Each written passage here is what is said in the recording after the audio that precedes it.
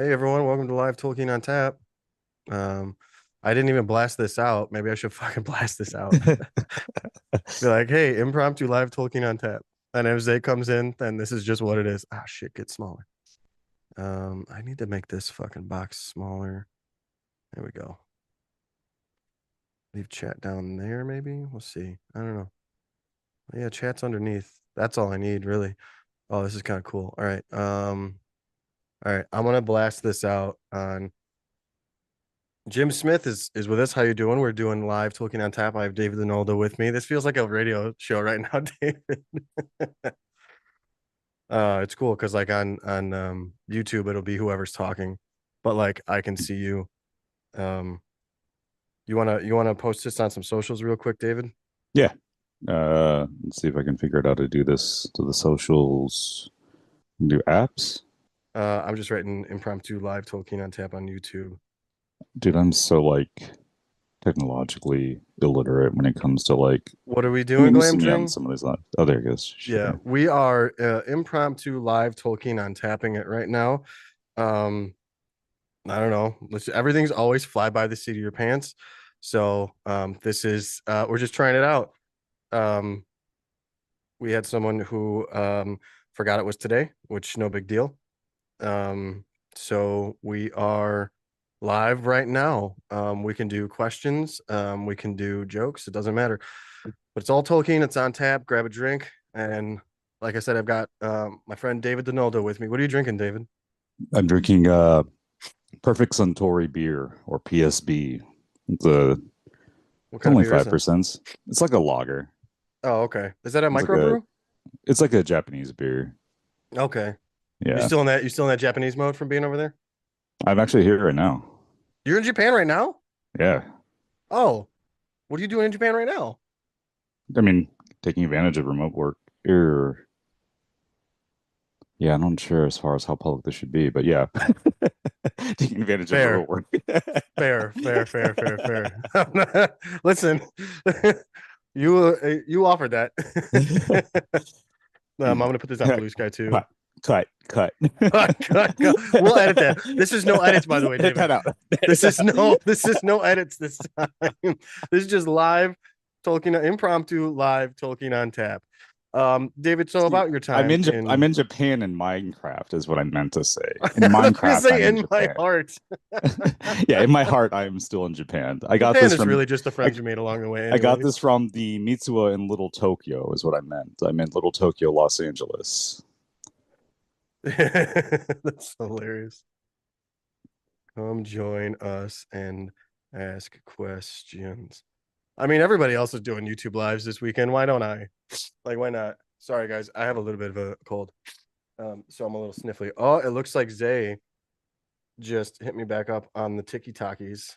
On the Let's Tiki see. Takis. On the Tiki Takis. Hold on. Let me just use my phone. I might use my iPad for like a peasant or something.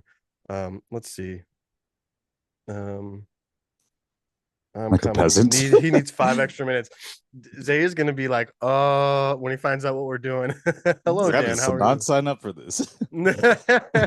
Hey, by the way, welcome to the first ever live Tolkien on Tap with the unassuming Zay, who will be joining us shortly. uh, and also, David just did a surprise for us that will not be here, but you will see it or hear it. I see it a little bit too in some coming episodes. So watch out for that. David had an amazing idea, and I absolutely wanted to take advantage of that. I wish I could hang all night, but I have to get ready for the week and head to bed. No, I get it. I get it. Um, call in with your questions. This is totally like Tolkien on Tap radio station right now. So David, oh, you're gonna keep changing it? Right on. I What mean, background? I can't change my background anymore. I tried to turn off my green screen and it wouldn't change my green screen. I don't know. also this is by Max Beach Collective, the artwork. Okay. So just to throw that out there. He does excellent work. This isn't actually his this is one of at least two that I know of. His of Okay. Finway Nola Finway, or Articano Finway Nola Finway. Fingolfin, hiking the Noldor, Thracers, and Cold Star, Godwunder, Heel That's a Cleaver, drink. That's the a drink, Gleaming everyone. He Star, mentioned Finway Nola Finway. the Bolt of Blue. That's right. Let's get into the drinking rules, by the way. Matter of fact, no, we'll wait for Zay because I do have to introduce it to Zay as well. This is just vamping before we get to the actual show. Welcome to the pre-show, everyone. Wait, so what would I do for what would I do for Finderato? Fuck. What was his Finderato Finderato? Ingoldo Wait, so Felagund. no, because is Inoldo the his mother is Amalise or his Atalese? That's his mother name. Inoldo? Yeah, his mom names Okay. him after his father. Oh, so it would be Inoldo Finderato Felagundo. Oh, you went middle name first? I usually go yeah, Atacano. Just like I do Oh, the you do Atacano first? Okay. yeah. Yeah, like I do Oh, see, go ahead. Mighty Mo Lusando Naya Finway. Oh, see, I always say Finderato Ingoldo Felagund, King of Naracostarando, the Badger. I mean, I don't have as many names as you do for Nola Finway. By the way, that's two drinks, David. Dino Park Dan says, better be there in the next Tolkien Reading Day live stream. I know I want to.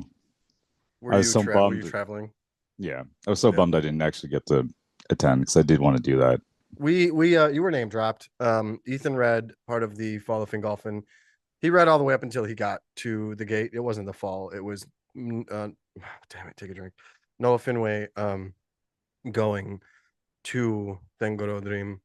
And then he ended right there. It was really cool though. Nice. I mean, I could always pick up where he left off. Do you know it by heart?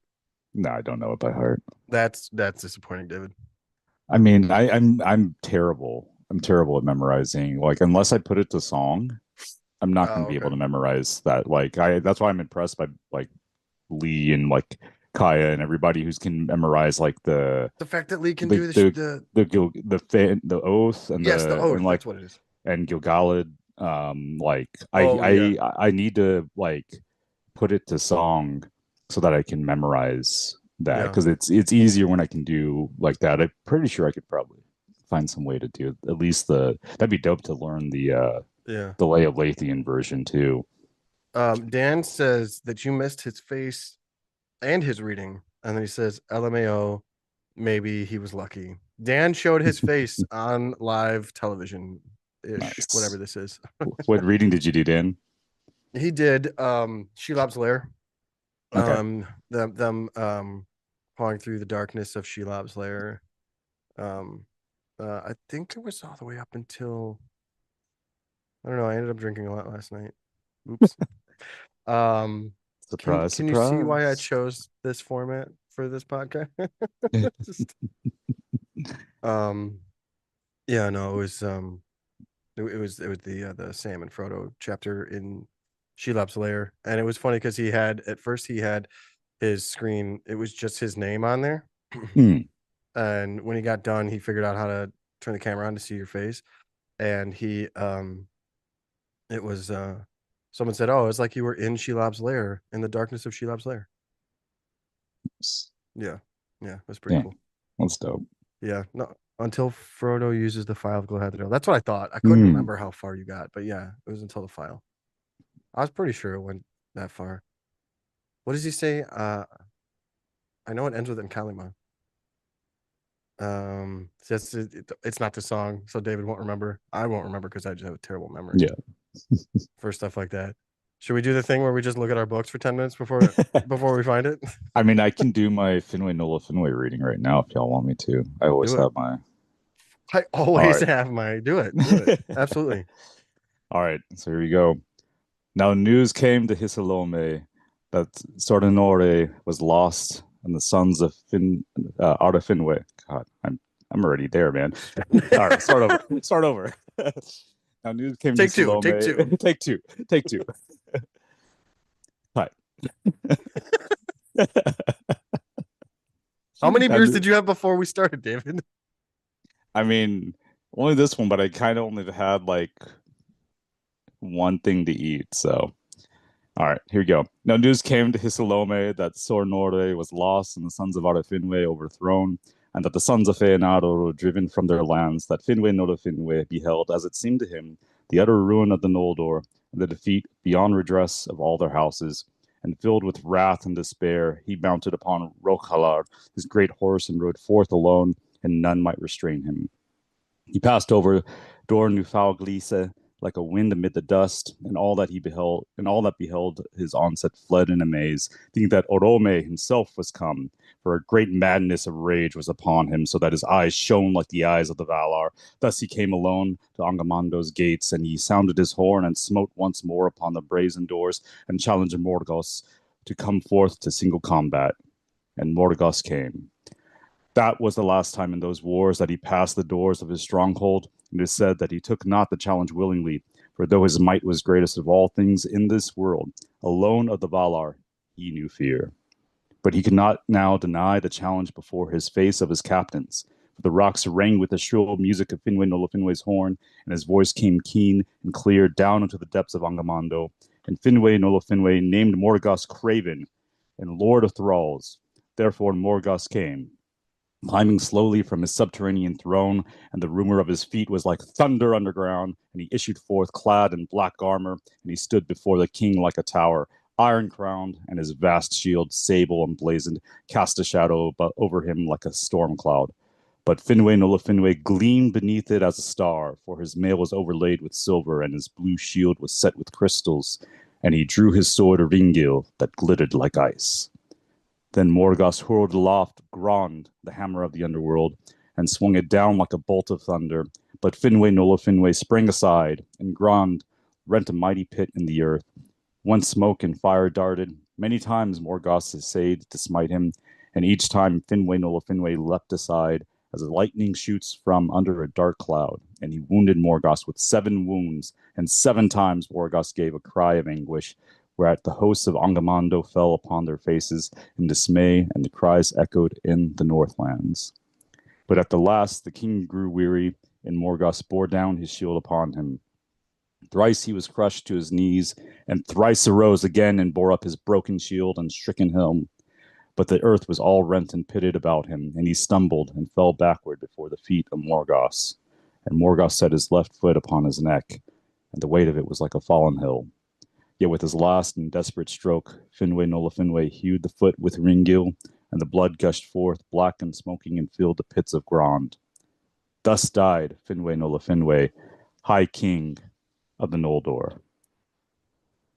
All right, how many times do we have to drink for that? How many times did you say his name? Most proud and valiant of the elven kings of old. The orcs made no boast of that duel at the gate, neither do the elves sing of it, for their sorrow is too deep. Yet the tale of it is remembered still, for Sorantar, king of eagles, brought the tidings to Ondalinde and to Hisalome afar off, and Morgos took the body of the elven king, and broke it, and would cast it to his wolves. But Sorantar came hasting from his eyrie among the peaks of the Crisaigrim, and he stooped upon Morgos and marred his face. The rushing of the wings of Sorantar was like the noise of the winds of Manwë, and he seized the body in his mighty talons, and soaring suddenly above the darts of the orcs, he bore the king away. And he laid him upon a mountain top that looked from the north upon the hidden valley of Ondalinde, and Turakano coming built a high cairn over his father.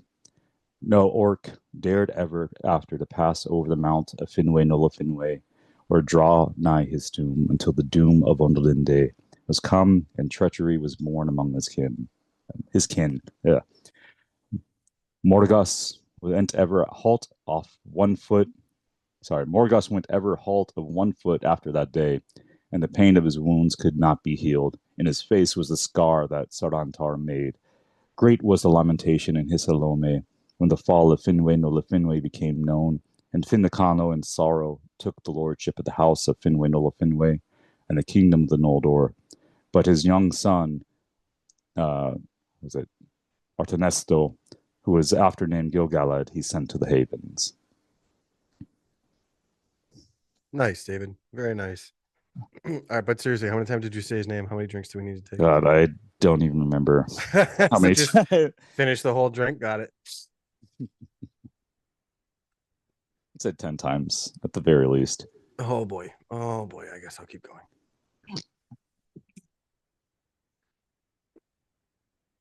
I didn't go get extra booze because I didn't think that I would drink that much during this one. Watch me be wrong and have to pause this and run to the liquor store that's Gonna go right to there. the corner store. It's yeah, it's literally right. It's like maybe a 4 minute walk. I mean, when I said I had to go grab food, I also had to stock up. So Oh, I got you. I was playing that video game almost all day with my friends. That 7 Days the to Die. zombie one, Yeah, yeah, nice, yeah. It's really fun. Wow, we're almost on the seventh day. I have not gotten to the seventh day yet, so we'll see how that goes. That's when like hordes come at you and there's like specialty zombies and stuff like nice. that. Yeah. Um. So David, why don't you have that memorized yet? Why haven't you put that to song? What song I would you put that to? Would you like parody that into something? Not I don't parody, know. or would you like want to try to make your own something? Oh my God, you should make your own something. Make a I probably just delay of Nola Finway. Oh, I'd probably drink. just versify it and like put it into stanzas. Like that's why Hmm. it's probably easier for me to do the one in the Lays of Belerion because it Yeah. has the rhyming scheme. I mean, it's kind of like just So here we go. We're gonna go into the tangent. Yes, do So it. I it's love kind of it. it's kind of like how So one of the things in studying either myths or like religions is usually if something's in a verse form, if it's like in a poem, it's usually seen as the oldest form of the story, or like the oldest part of a specific story because oral traditions, it's easy for people to memorize things when it's put into song, when it's put into verse, and it has like Yeah. those types of things. And so like the thing that I love about the Lays of Beleriand and why like it's so fascinating, even when we talk about like the movie adaptation part of it, is that it's it's Tolkien building off of that, right? Like he already had in Book of Lost Tales 1 and 2 Yeah. his mythology, Hmm. being developed. But then Hmm. he said, "Oh, like this needs to be in more of like a poetic form, in Hmm. like this tradition of lays, because that gives that added air of it furthers the conceit of his world being like a real type of mythology, just like the poetic edda, just like the Homeric epic poems, all throughout, even when we were talking about on was it Thursday about the Arthurian legends, how some of the Oh older yeah. Arthurian legends are by, was it Crescent de Troyes, de Troyes? Hmm. Those are all verse forms. Excuse me. Those are all verse forms of those Arthurian legends. Oh, And okay. so, like, that's one of the, the coolest things that, not one of the coolest things. It's one of the, like, many cool things Tolkien does to give that added flair to his mythology is him doing that with the Lays of Beleriand. That's cool. But also like he created, like I forget, I think he created at least one of his own like meters that like didn't exist or he didn't know existed in Oh, any I other didn't know form that. yet. Yeah. I don't think I knew that. You have to send me that. See, that's one of my favorite things about like knowing enough about the legendarium to like engage on a deeper level, but also like I still have so much to explore. Yeah. Well, That's and one that's of my the favorite things because like talking with you and Lee and like everybody honestly like so Gloomweaver need passcode. All right, hold on, say it's did you not get the email, buddy? Hold on, because I used what you sent me, so hold on, let me just a second, David, I gotta get this no, you're for fine. well, I'm gonna try to do two things at once. Let's see if it works out.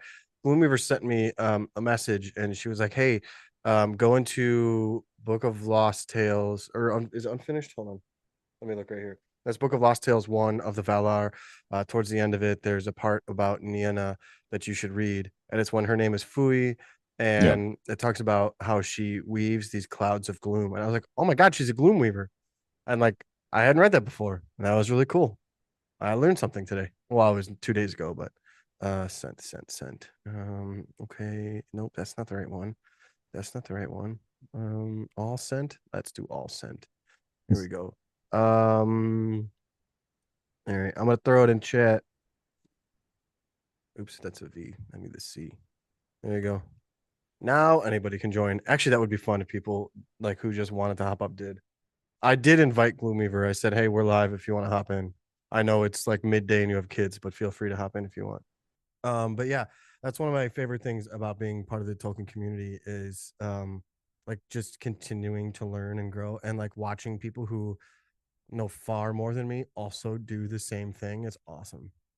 Well, that's the great like beauty of it, especially coming back to, and I don't even say I don't want to even say it's necessarily death of the author, but more just the type of reader reception. Like everybody comes to the text, with their own background and their own like expertise or knowledge about different things, and then seeing people read it and then them being like informing us like through their informing the reading through that lens and being Mm-hmm. able to like present that is such a fascinating thing to me. Yeah. Like, and it's what infuriates me when people make it only like approach it with a very narrow-minded view of like, oh, because he's Roman Catholic it has to be this exact thing. Yeah. It's like, yeah, you can say like, given his background, that can be like one informing part, but that doesn't mean that everybody has to adopt that. Right. Right. And it And doesn't that. mean, and like in what we were saying, what Lee was saying in the of the Noldo Squad like Mm-hmm. episode, like just because he's Roman Catholic doesn't mean he abides by every like jot and tittle of Vatican One or Vatican Two or what have you, Well, or yeah, like specifically that conversation about suicide that got brought yeah, up. Like, and she just reiterated that with you and I and our group chat about how the ones who do commit that in the legendarium are treated with reverence and much respect. Zay, what's going Jose, on? Oh, hey, what's up, guys? I didn't know if y'all how can you see me. doing? Dude, I used the email address that you sent me. I don't even know. It's been a day. I'm so No sorry to hear worries, that. man. It's been a day, guys. I can't even explain it. No worries, man. No worries, man. Um, so I'm gonna also like take this and by the way, Zay, welcome to the very first live Tolkien on Tap. I see. Yeah, I feel so special. yeah, welcome. Um, so I'm gonna go ahead and introduce you. Everybody knows David, that has listened to the podcast. If you've listened before, David Dinoldo, good Mhm. friend of mine. He was on the very first, technically first 4 episodes, but it was like one long interview. Um, this is Zay Zay, who I met through Tolkien Talk on Mhm. TikTok. Um, and I wanted to have him on. He Zay just read the Silmarillion recently, but so what we do on here is normally I introduce people and I ask them how they got into Tolkien. So go ahead and tell us how you got into Tolkien, Zay. Whew, okay. Well, this is a story that's going to date back 20 plus years. I remember I was in an apartment with my one of my nephews, cousins. It was one of them. This goes back to 2002, the summer of 2002. I remember very vividly.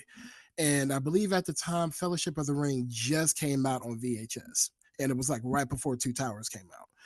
And I remember the first time just sitting down, just watching it, just getting engulfed in the world, just pulling me in and didn't let me go until like literally the last minute. And I think after that, after the time I saw Fellowship, I have been hooked on Tolkien ever since. And especially when I actually got a chance to go see Return of the King on opening day in 2003. And it just deepened my love for the series. And I remember just after Return of the King came out, I went to go get the books. I started reread Fellowship, Two Towers, to the point I think my my mother was kind of tired of me reading everything Lord of the Rings. I mean, she's like, "Do you read anything else?" And I'm like, "No, this just has my attention."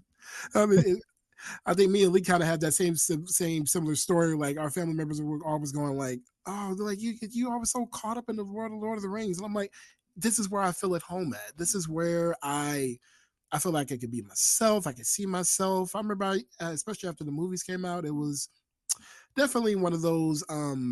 Oh my God, I used to have dreams of the Shire. I'll say that. I don't think I've ever admitted that to anyone until today. So yeah, that's how I got introduced to Lord of the Rings, was by the way of the films. And I'm a avid rewatcher every single year. Christmas time, I always either start in my year or start my year with Lord of the Rings. So it's either one. Very cool, very cool. So the movies brought you to it, and then Yes. you just consumed it. Yes. Awesome. That's really sometime in the same week. I remember there was time I used to watch it twice in the same week. very cool. Very cool. I gotta get this link real quick because someone else wants to join. Oh, So cool. for those who are gonna listen after the fact, or anybody who just jumped in the comments, Bardavarda, I see you. How you doing? I'm doing this is the very first ever live. This is a sporadic, like, hey, let's go live, do Tolkien on Tap live. This will be recorded and thrown on my podcast stuff in a few weeks whenever this episode gets around, because I've got like a ton that I have to edit together and everything. I just currently have to get the link to someone. So David's basically like partner here. So take it away. You can ask whatever you want, man. You've been on here, you know what we do. Oh, you know what? Before I do this, Zay, you haven't actually been on. I have to read you some rules before we start, buddy. Oh, cool. All right. I don't know if you've listened to the podcast or not. I have while I was working. Okay, fair enough. So, what are you drinking tonight, Zay? Tonight I already had like a shot of brandy because I don't know if you guys can hear. I'm kind of have a head cold right now. I got brandy here too. That's right. I forgot. If I'm running low, oh boy, that's gonna be fun. Okay. What else you got going on? But for right now, I just gotta, drinking some water to clear out my system. My kids got me sick, so oh no, I don't know if you guys can hear it. I'm kind of a little congested, but okay. I'm all so good. You're kind of if you're designated, our designated drivers we call Bill the Pony. So if you're a Bill the Pony tonight, that's absolutely fine. That's perfectly fine. Me and David will get absolutely. Me and David will get drunk enough for you. Don't worry about it. But so for those in chat, then, and David, also, should we add, like, when I said right there, how many? I'll get drunk too much if we add like to the saying like too many damn times. No. That would be akin to me having to drink, or all of us having to drink, if I say literally, because I say literally quite a bit. I'm a Valley Girl, apparently. It was either the episode 3 or 4 that I was like, in the first 15 minutes, I said like I have no many goddamn times. It was fucking ridiculous, man. Like, because I was listening to it in my car when I was driving. It's like, holy shit, man! Like, what the hell? Okay, oh no, I can say no. I can actually match that. Hey, I say literally, like it annoys me how much I say literally. Okay, so Zay, if you do end up changing your mind since you are home, and you did have brandy, you're not fully Bill the Pony, but you might end up. But if you choose to, oh yeah, I can go get me some. You don't have to. You don't have to. But if you do decide, and everyone in chat, if you want to drink along, we drink 4 anytime. We're gonna pause the game right now. This is because this would get me drunk off the bat. This is just the introduction to the rules. We drink 4. Finderato being mentioned, Nola Finway being mentioned, Nelio Finway being mentioned. If we say fuck Elway Singolo, Syndiculo, or Elu Thingle, if the Athrobeth is mentioned, if the Shibboleth is mentioned, if we mention Otta Finway, if we say talk about Gandalf loving hobbits, if we mention Faramir, or for Frodo. All right. So basically, any type of Finway is mentioned, we just drink it. Pretty much. Not any type of. There's 4 Finways that we drink for. Yes. I'm gonna get someone the link. David, go ahead and take it away for a little bit. All right. So he did just finish the Silmarillion. Zay did. So let's have him talk a little bit about that. Because there's another part you didn't ask that we started this Tolkien on Tap off. Since you've gotten through the Silmarillion, who is your favorite elf? Oh God, I already know. Which one. I'm gonna be totally real. Okay, so of course we got our guy Finrod, because Finrod is one of the most awesomest, kindest elves I think there is in that part of the First Age. And then I got Fingolfin, because come on now, he put 7 lashes on one of the baddest dudes in Middle Earth, which no one has been able to do since then. And elf, right now, I have a fascination with. Wait, no, Turgon's not an elf, is he? No, Turgon. Yeah, Turgon. Those are my top 3. Nice. So 2 of them are Nola Finwayans, TJ. So. Oh boy. Oh God, that's right. My bad. Sorry, that's right. I forgot Cinderin. Yeah, like I said, Cinderin still counts. No. I was giving him shit because that's two. We have Finway, Nola Finway, Fingolfin, and we have Turgon Turcano. No. Right. Over against the Ara Finway and Finarfin types. Oh, that's so rude of you.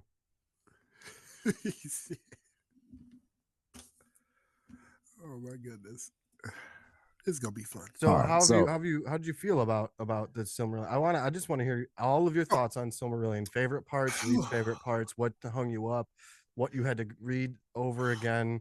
Like this is one of the most interesting things to me is when someone has read something for the first time. And for everyone else who is going to hear this later, Zay and David and I have talked about some of this before. mhm. But I want to give Zay like the floor to just gush. Any Oh, tangent you going on, okay. do it. Okay. Well, here we go. Mhm. Prepare for that tangent. All right. First thing, I think it really comes up to the chapter with the Unchained and Melkor, because what the hell? Like, why? I understand that Iluvatar made them where they couldn't necessarily contemplate the thought of evil, but you can clearly see plain as day that letting him out was a bad idea, um especially when you were getting kind of pushback from Tulkas and Orome, which kept their eyes, and they kept their eyes on this elf, the higher being, ex Vatlar. Why? Why? Like that? I don't get the understanding of that. You locked him up for a reason, and you think him doing time in what it was they put him in the void the first time as well, right? No, I'm he's in trying the to halls of no, Mandos. Halls of yeah, Mandos. There you go. Mendoza. That's right. No, I'm thinking That's about that's the why last. that's why Feanor says, "Get thee gone from my gate, thou jail crow of Mandos."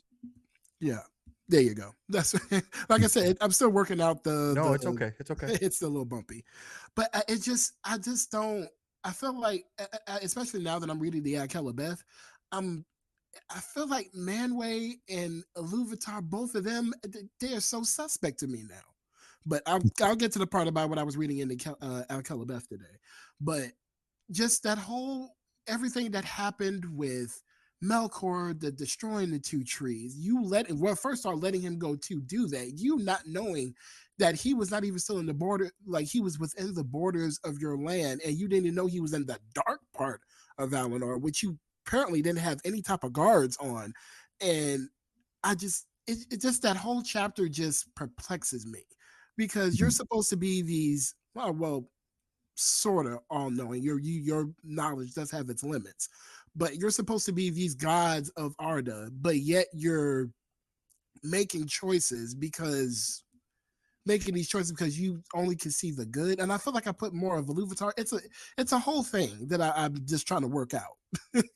Work out in my own thoughts, really, because that's about as really as far as far as I got, because I know I'm gonna have to go back and reread the entire chapter and just kind of just see if there was anything that I missed, because that's what I got from it on my first read. It's like you all got advice from your other Valar saying that, I don't know, this is not maybe not a good thing to do, but you did it anyway. But hey, So you've already started rereading stuff because I believe it was a couple at of days ago you parts said you of it. finished, Yeah, right? I finished I finished like the Quintus Silmarillion of it all. So kind of Oh, like, okay. yeah, I finished the Quintus Silmarillion. So yeah, I started just looking back at certain passages, because there were some things that were coming up in my mind about, just about the whole, like, just going back to when Melkor was unchained, because I was Mhm. wondering if I missed something, because it seemed like it was pretty to the point. But I'm like, okay, I'm thinking like maybe there's something in the Book of Lost Tales that I probably need to go look, and that's why I'm just like, I'm still new into getting into the book verse of the Tolkien verse. So I'm just like, okay, let me just take my time before I make any solid judgments. But that's kind of where I am on the Melkor side, at least. I got you. Real quick, we have a special guest, also who just popped Oh, up, Dino Park Dan, who we also Hello. know from TikTok. Hello, Dan. What's up, Dr. Um, Dan? Dino Park Dan always hides his face when we're on TikTok, but when we do these Zooms, he started, what was that, yesterday, showing his face. So welcome, Dino Park Dan, to the first ever live Tolkien on Tap. Fly by the seat of your pants. We do whatever we want around here. Sure, Dan, why why don't you not? introduce yourself and tell us how you got into Tolkien? Well, Dino Park Dan, or just Dan, is fine. Um, a friend of mine, when I was in about sixth grade, I think it was, took me to see The Fellowship in the theaters. Didn't know anything about it. And he took me. His dad, I guess, had read the books years ago, and I was immediately obsessed. I think I saw it 2 more times in the theater, and then I immediately ran out. My mom took me to the library to get the books, so I got the Fellowship out of the library, and then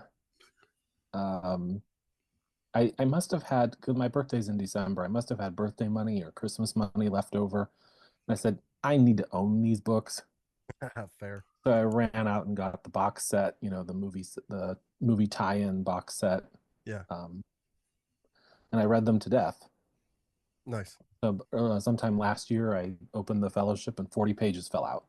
So Oh my all over the gosh. floor. I Wow. think it's time for a new book, Dan. Yeah, so I upgraded, but yeah, it's been 20 some years now. So nice. Are you drinking tonight or no? Water. Drinking water. Oh, you're also a bit. We're gonna have some Build the Ponies hanging around tonight. I get it. It is. We are recording this on Sunday, and I just realized I didn't start recording on Zoom. Thank God YouTube records. No, it's all good. YouTube records. Anytime you go live, YouTube records. Good God, I hope so. Let me go look real quick. Oh, Like, no. guys, you want to run all this back? I wouldn't mind it. No, I'm pretty sure that I'll just go look at my stuff real quick. Hold on, guys. You can keep talking. Oh, it says I'm live right now. So Dan, who is your favorite elf of the Silmarillion? Ooh. I like Veronway. Okay, solid choice. I mean, he's not a noble, he's not a royal, but yeah, he's a Noldor, so I mean, well, true, but I mean, he's not one of the greats that but he's just so critical to that story. He is. Yeah, you read that story, right? So, yeah, just and I read The Fall of Gondolin last month, the supplemental text, and it just he's just so great. I know that's my next read after I get through the Kelebeth. That's really good. Really good. Zay, I have a question since you have just finished Silmarillion. Does it make you look at Rings of Power differently? Yes, it does. Okay. Yes, now that I know what characters are which now, especially like when I think I made it into a post. I think now, because now I think I'm about to become one of those book readers that kind of notice things outside of the show that, oh yeah, we got to see this, but we can't see these such and such characters. Like, for example, I think it was one of those still images. I think we first got a Rings of Power when they first announced, like, the show was coming, and we had a Tyrion on screen. And it made me, especially when we got introduced to I think it was Finrod. I didn't know that was Finrod in that twice.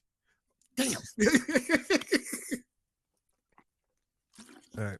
Go ahead. I'm sorry. Go ahead. I didn't know it was him in that still image. And now when I look at it, I'm like, oh God, we got to see Tyrion. And that means Fëanor could be in that city. The House of Fenway is in Tyrion in this still now. And I'm like, why couldn't we see them? And now, yeah, it's definitely changed my view, especially now that I know that Galadriel was a part of this story literally since the beginning. And I mean, it really broadens my viewpoint on who she is and how long she's really been attached in this story. Like, since, since her, like, the beginning of the Years of the Trees. And I'm like, oh, wow, this is, I thought she was just basically Third Age when I first read Lord of the Rings. Like, she's, she's been around a long time, but the Silmarillion really kind of extends that knowledge, and it really makes me appreciate more of the First Age stories, because without the First Age, we don't get much of the Third Age or even the Second Age even. And it really just kind of completes that missing piece of my brain about how, like everything with Morgoth that led to Sauron, and then Sauron led to the One Ring, and it just, my knowledge feels more completer now, and I just completer, but it's complete. Had you read the appendices before? Because when I first read the Lord of the Rings, I didn't read the appendices like an idiot.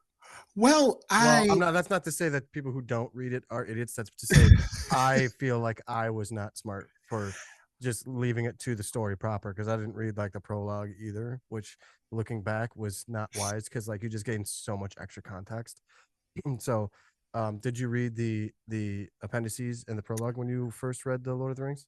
I okay, I'll admit, when it comes to the appendices, I read parts of it. Like I was so interested in the timeline of the events of the War of the Ring, of some of the Second Age. I kind of skipped around when I first read the books because I felt like by the time the story was over, I'm like, oh great, it's an index of things that happened, and I kind of just used it for research purposes. I'll be It's honest, just, I didn't read the appendices until I was in my 30s. So I get it. hey, I completely understand. Also, we have another special guest who just popped in. Sam the Gloomweaver. Hi, what? Sam. What's up, Sam? Hey, Sam. Hello. Are you here? This is special. Sam, are you here? Oh no, did we scare her away? No, she's here. I don't know if her audio is working yet. She on her end, she has to turn her audio and her, if she wants her camera on, to turn that on. She doesn't have to.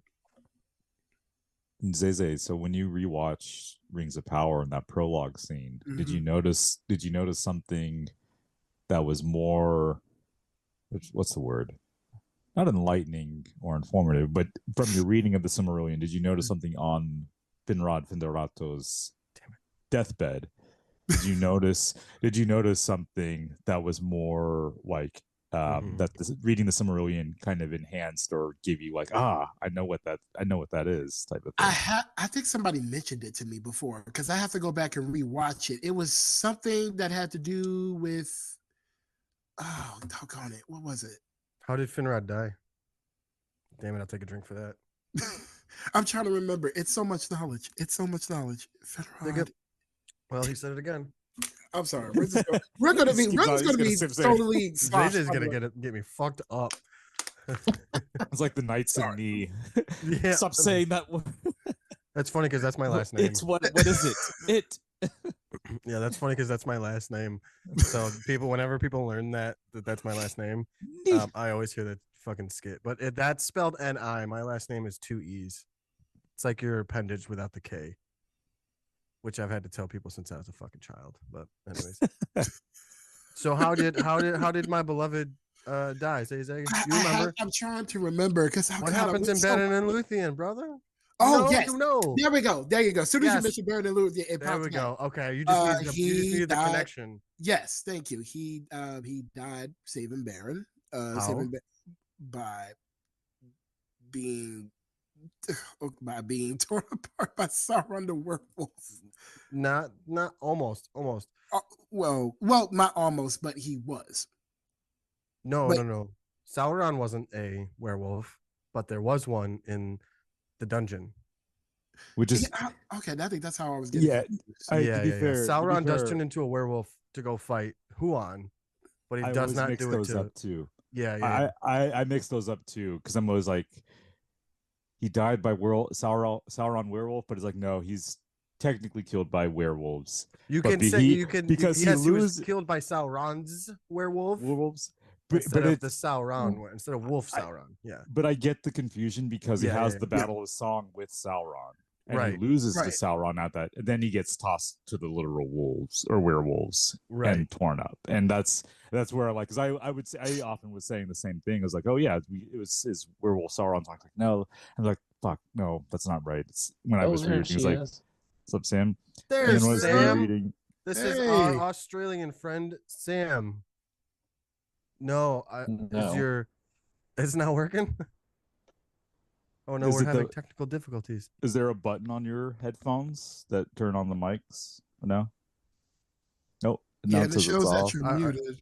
All right, I just unmuted you. Okay. No, you can go hit audio, and you can go test your speaker real quick. Or if you're doing it from your laptop or computer, it might be like the little setting for the source. Like, was it Realtek Audio if you're on PC or what have you? We'll get it. You asked about how Finrod died. I thought you were talking about in the show. Oh Like, yeah, I don't know no, if we were no, They told show that. it. They show it. yeah, they show the It's wolf alluded to. scar Yep, he's got scratches. claw the marks on him. scratches. Yeah. Okay. Yep, Yeah. It's been a while since I watched that episode. I That's did all- notice that's that all good. though. Yeah. Yeah, I did notice that when I was watching it because I was like, "Oh wow, he was scratched that bad." But now I made now I can make that connection, and thank you for clarifying that, Dave. Because every time I see werewolf and sour, because I remember, oh yeah, sour could basically turn into one. Yeah. And I do get those kind of mixed up. Like right now, like everything I read on the Cimmerillion is kind of crushed into this ball, and now I have to take a piece off of this ball and be like, "Oh yeah, that's right, that's what happened," and so on and so forth. So you mean you're like one of the Ainur and the Ainulindale looking down into and see it all happening at once. Yeah, Yeah. that is a very accurate description. Oh, whoa, dude, wait till you go read the Lay of Lathian in the Beden and Luthien supplement, where it's got like all the different versions and stuff. Because that part about Beden and my beloved, I'm not saying this, I'm not gonna make myself wasted this early on in the podcast. But it's really cool because the werewolf actually speaks to him. It's kind of metal. It's metal as hell. I remember when I first read it. I said, "This is a horror scene. Like this is a literal horror scene. Just like, especially like the way I imagined it. It was always after someone put them down there in that dungeon, pit dungeon, whatever they were in. Yeah. It was. I just imagine just seeing these glowing eyes down there, and especially with all the all their companions that went with them. And they're just kind of like huddled around in this circle, and they're just seeing this werewolf just go past. And then, because I think I read that somewhere, I think it may have been Tolkien Gateway, that they said that the werewolf could actually speak. And I'm like, this would be probably the most metalist, like craziest horror scene out of if they ever made it into a film. Yeah, so, I remember that scene. I can get it ready for it if you want. The werewolf is snatching elves one by one, and yes, and that's what I saw it. Till there's only the two of them left, and oh my god! Oh, I might even have it. I might even have it marked because I think I made a video on Halloween for it. Let's see. Sam, is your stuff working? I changed my headset. Oh, I hear you now. Yeah, we hear you now. Okay. Cool. Okay, I got my Nonsense. Bluetooth speakers in instead. So, okay. Yeah. So welcome to Tolkien. I think these are gone. I think they're dead because I actually went on Twitch the other day and I don't think it was working. So time for a new headset. Oh no. Anyways, so welcome to the first live of Tolkien on Tap. This is super impromptu. Thank you for being here. This is really fun. Thanks for inviting me. Yeah. So everyone, this is our friend Sam. We call her Gloomweaver. That is her username. Sam, why don't you say hi and tell us how you got into Tolkien? Hi. I got into Tolkien through my mum. I'd seen the book. She'd been reading the books for years and years. I think she started reading them in the 70s. And I just saw them around the house growing up, but just was never really into it. She went and saw Fellowship at the cinema, I think by herself, which is just such a me thing to do. Probably when I'm her age in the future, I'll end up going by myself to see something like that. But then when it came out to video, we borrowed it from the video store from Blockbuster, and as soon as I saw Fellowship, I was like, what have I been missing? This is incredible. Yeah. So yeah, Mum played a big influence in getting me into Tolkien. Every time we talk on the phone, because we don't live in the same state, every time we talk on the phone, we end up talking about, I don't know, an article from the Amon Hen or some kind of new connection that she's discovered in the Silmarillion or, that I've discovered. So yeah. That's dope. She actually had a above our dining table. She was a calligrapher, or she is a calligrapher, and above our dining table, she had done the Road Goes Ever On and On poem in blue ink and like all these Celtic knots and everything. And so I remember I was reading that poem for years and years from like the age of about 6 years old, dinner time and lunchtime and stuff. And so when Gandalf comes out in the Fellowship, in the first scene singing that, I was like, oh my gosh, that's the poem. So I guess that's my earliest introduction to Tolkien was actually from the poem. That's awesome. That's really cool. I hadn't heard that before. Oh, cool. Yeah, no, that's really awesome. I like that your mom got you into it. My mom got me into it too. Um, Yeah. so because that's either like our families get us into it, or the movies. So far, it seems like I've had one person. We all know Glamdring on TikTok. He's the only person so far that has said it was his friends. Um, I think Newbetta said that too. oh, has he? Yeah, because I remember one of the first lives I joined with him. I asked him how he got into it, and he said somebody Okay. from like school like lent him a book about it, Okay. which is fascinating. Like I no, and like I think it's awesome that you guys as parents got you guys into it, because like my dad got me into like comics and movies, and like basically like Tolkien is the one nerdy thing that my dad isn't responsible for getting me into. Like everything else, like from comics to movies to like TV and like other forms of like Greek mythology and Norse mythology, my dad got me into. Like I remember when like we were watching Hercules and Xena, and he's like, "Oh, like you like this type of thing?" He checked me out like maybe 10 books from the library or whatever the limit was, and he got me like children's, children appropriate books about Greek mythology from the library Yeah. about it. And then like, and then with Tolkien, he's like, yeah, he's like, I never read the books, but like I like this. I like, we'll go watch the movies, and Mhm. that's how I got hooked on it. My mom only got me into it in so far as when I was a kid, she got me the Hobbit cartoon, and then I wanted to read the Hobbit book, and she happened to have the box set, which I have right here for those who are watching. It's this really old 70s, actually I think it's a 67 That's, box set. that's the one with the heraldry on it, right? Yeah, it's one with the heraldry on it. Oh. And then I asked my mom years later, I was like, so how often did you read the books? And my mom was like, I haven't read them once. And I was like, what? Hold on, you have these? And you've never Wow. read them? What are you talking Tricked about? me into reading? What? Yeah, you tricked me into reading. You indoctrinated me without even knowing what you were indoctrinating me with. Thank you very much.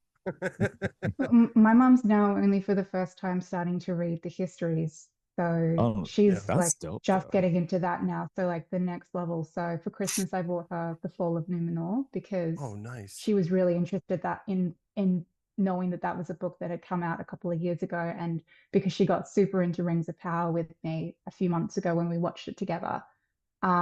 So yeah, she is. I've recommended the ones that I think that she'll like. Like I've told her to get the Book of Lost Tales because I really think she'll enjoy that. But a lot of it she could, like myself, she would just sort of skip over. But yeah, she's that's probably the nerdiest thing she's into, and I'm so thankful for it. That's awesome. I'm glad you have that connection with your mom. I'm actually But really Yeah. jealous. I wish my parents were kind of into it, but they're always just like, we'll listen, but we don't really care. Hollywood Mhm. Video, Sam. That's where I rented my first copy of Fellowship from, was Hollywood Video. Yeah. Mhm. Oh, we forgot to ask Sam. It's midday in Australia for you, so I assume you're Yeah. not drinking, correct? I'm having a coffee. Okay. So Yeah. you will be also Is it an we have Irish free coffee though? Bill the Ponies. People Could who Irish it up. are you going to Irish it up?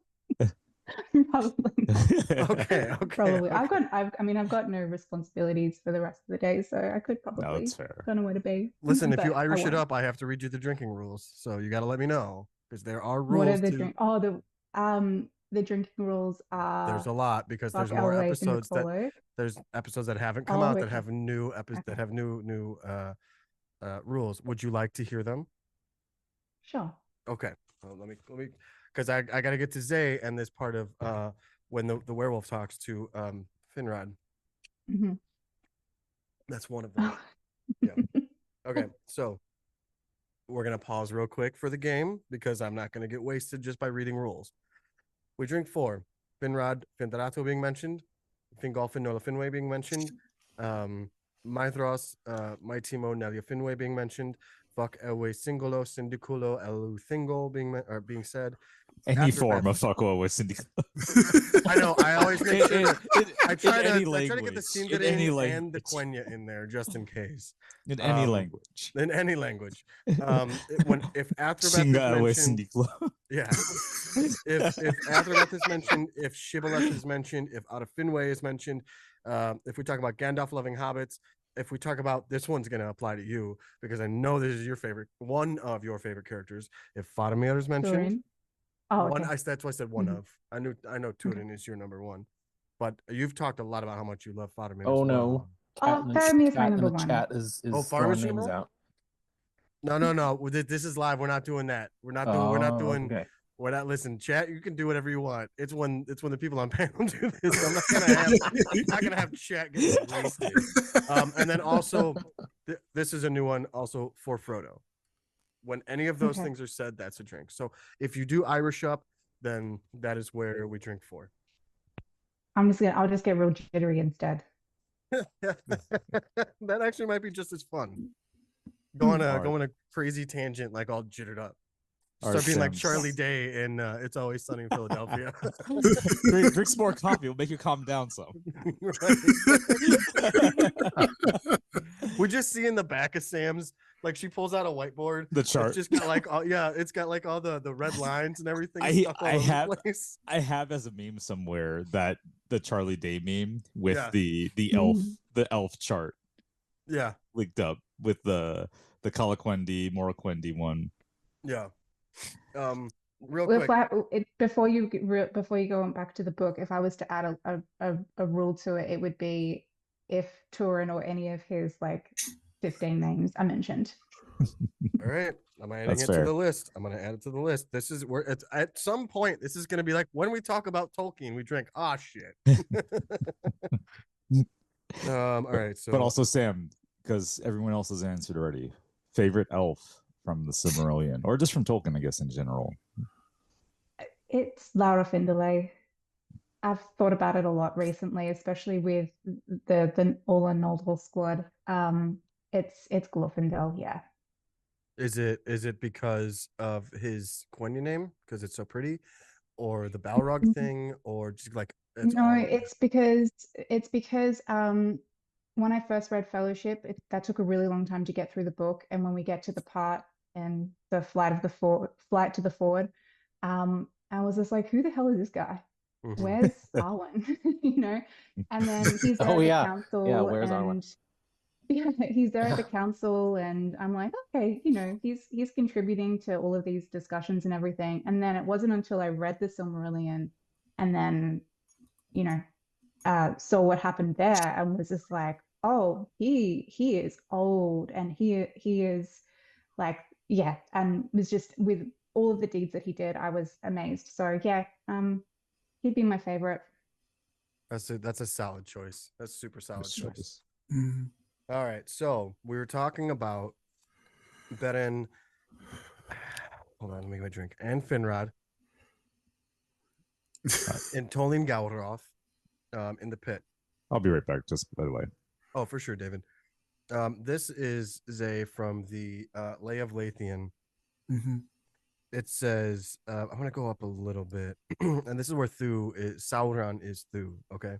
Mhm. So this is Finrod talking. It's going to be difficult to do. Ah, Beren hast not learned that promises of Morgoth's folk are frail as breath. From this dark yoke of pain shall neither ever go, whether he learn our names or no, with Thu's consent. Nay, more, I think, yet deeper of torment we should drink. Knew he the son of Barahir and Felagund were captive here, and even worse if he should know the dreadful errand we did go. A devil's laugh they ringing heard within their pit. True, true, the word I hear you speak. A voice then said, "Were little loss if he were dead. The outlaw mortal, but the king, the elf undying, many a thing on no man could suffer may endure. Perchance when what these walls immure of dreadful anguish thy folk learn, their king to ransom they will yearn with gold and gleam and high hearts cowed. Or maybe Caligorm the proud will deem a rival's prison cheap, and crown and gold himself will keep. Perchance the errand I shall know, ere all is done, that ye did go. The wolf is hungry, the hour is nigh. No more need Beren wait to die. Oh, that's dark. And Yeah, it's metal as hell. it's metal and it's Oh, that is. Oh God, I need this in film form. I need to see this in film form. Dude, and that's only I part of do. the lay. There's like so many different versions of the lay. It's so cool. You will really enjoy that book, I think. Yeah, yeah. It's on the list. It's definitely on the list. Yeah, yeah. Once you once you are done processing the Silmarillion, however long that takes, because I mean, don't get me wrong, like go back and read as many times as you feel you need to. Spend as Absolutely. much time in there. And before you do anything else, go read the Lord of the Rings again after you're ready and have processed what you need to from the Silmarillion. Because the Lord of the Rings is different after you read the Silmarillion. Because you said it, Lee said it, maybe David. Maybe David did say it. I I'm don't sure know. David has said it. Yeah, too, he's probably said it. Yeah, that is literally that. Like I have, hold on. Like this is my copy. I've had this book for about like 20 years. This is my copy of Fellowship. I plan on Oh, I breaking. used to have that. I loaned those out to my older cousin. Oh, really? Yeah, as a matter of fact, I have to see which book I put it in yesterday. Yeah, I actually, was let me break it out. We go. Oh, there we go. This is the bookmark that I actually was using yesterday for when I was reading out of damn it, Athrobeth. Oh, I Nice. But think I look who's remember on the Yeah, back. you said it. You said it. What we got? I Frodo? know. Mhm. Yeah, this is dang it, my background is bleeding through. But yeah, this is my copy of You got to put it Fellowship. directly in your face, directly in front of your face. Oh. Down a little bit. There you go. We got it. Oh yeah, this is my copy of Fellowship, and Yeah. this is my copy of Two Towers. What actually has Eowyn on the front. Yeah, Nice. I think mine did too. Yeah, Mine had I had one with Saruman on the front. Yeah, I had the one with Saruman as well. Oh And yeah, Yeah. that. Yep. this Yeah. Oh, is- maybe I had the Saruman one. So I had the ones from the initial Fellowship release. I remember did too. because I did my too. dad was in the Marines, and so I remember buying it from the exchange, like the Marine base exchange. And Mhm. like it was only like all of them were only like the scenes on the cover, like Saruman with the Palantir when he's like that, the Yeah, two towers, I Yeah. think and that's the then one I had. Return of the King was just Aragorn when he's like, let's hunt some orc, and he's putting like the knife back in Yeah. its sheath, and then Yeah. Frodo at Rivendell with Sting. Oh, and then this is my copy of The Hobbit. It's an old hardback. Oh, that's beautiful. That's nice. Yeah, I've think never had it seen in that the- blue one before. Yeah, Yeah. so the green screen say it's got to be like basically right in front of your body. Right. Like, here. so here's this book, but if I do this, you can see it. I want that. I want that red book though. But back Oh, to it's like just a notebook. Lays of Balerion, that's kind of adding on to what I was talking about earlier. Like that's the thing too, like even from this past week on the live, like talking about how the lays function kind of the same way that older myths, like in Homer, Yeah. the Iliad and the Odyssey, or even like these other older myths function. They name drop these things, kind of like, you know how like the Council of Elrond and Shadows of the Past, they name drop like stuff that happened way in the first age. Yeah. Similar, like Right. in those lays, they do the same thing. Like they Yeah. reference, you know, Well, they Celador like I and think Clodagh are in there. Kilgorm and Crufin are in there, but like I'm thinking of like say the Narn, the children of Húrin, yeah, and yeah. how like it talks about, I believe it's like, was it Túrin and Beleg's bond to one another. They end up referencing the Feanorian oath in it, Oh. and so like you get that what's, I don't know. Well, they talk about typical- Nirnaeth too, and they don't say what Well- the hell the Nirnaeth is, and that happened No. like just before this story. Right, but that's the thing is like it talks Actually, it about was at the those beginning of the things. story. It puts cool. That's kind of the context, because the thing is, I think the Narn is the most like a stage drama you will get, because the way it's set up, Mhm. from like how it introduces like basically this is your Húrin, and you're gonna watch the downfall of all your children. So it's like Húrin's almost like that framing device of you as like Húrin's in the audience, like he's up in the balcony Right. watching this play unfold. Oh my by god! I would. By the Morgoth. way, Húrin might have the worst fate. Maybe not Yeah. fate, because like he's not, but like the things he has to endure, and he's not Yeah. like he is so psychologically tortured to watch your children go through that. Yeah. Oh, Yeah, well, yeah. I mean, he And- did. I mean, just when it comes to Horan, yeah, you're watching your whole like literally every event happen in that order, and then having Morgoth just have you just magically sealed to the chair. That is a fate to me. That is a face worse than death, especially watching the downfall of seeing your daughter. Like I can't imagine what he would have thought when he saw his daughter literally Yeah. jump into a river and you can never find her body. Like Right.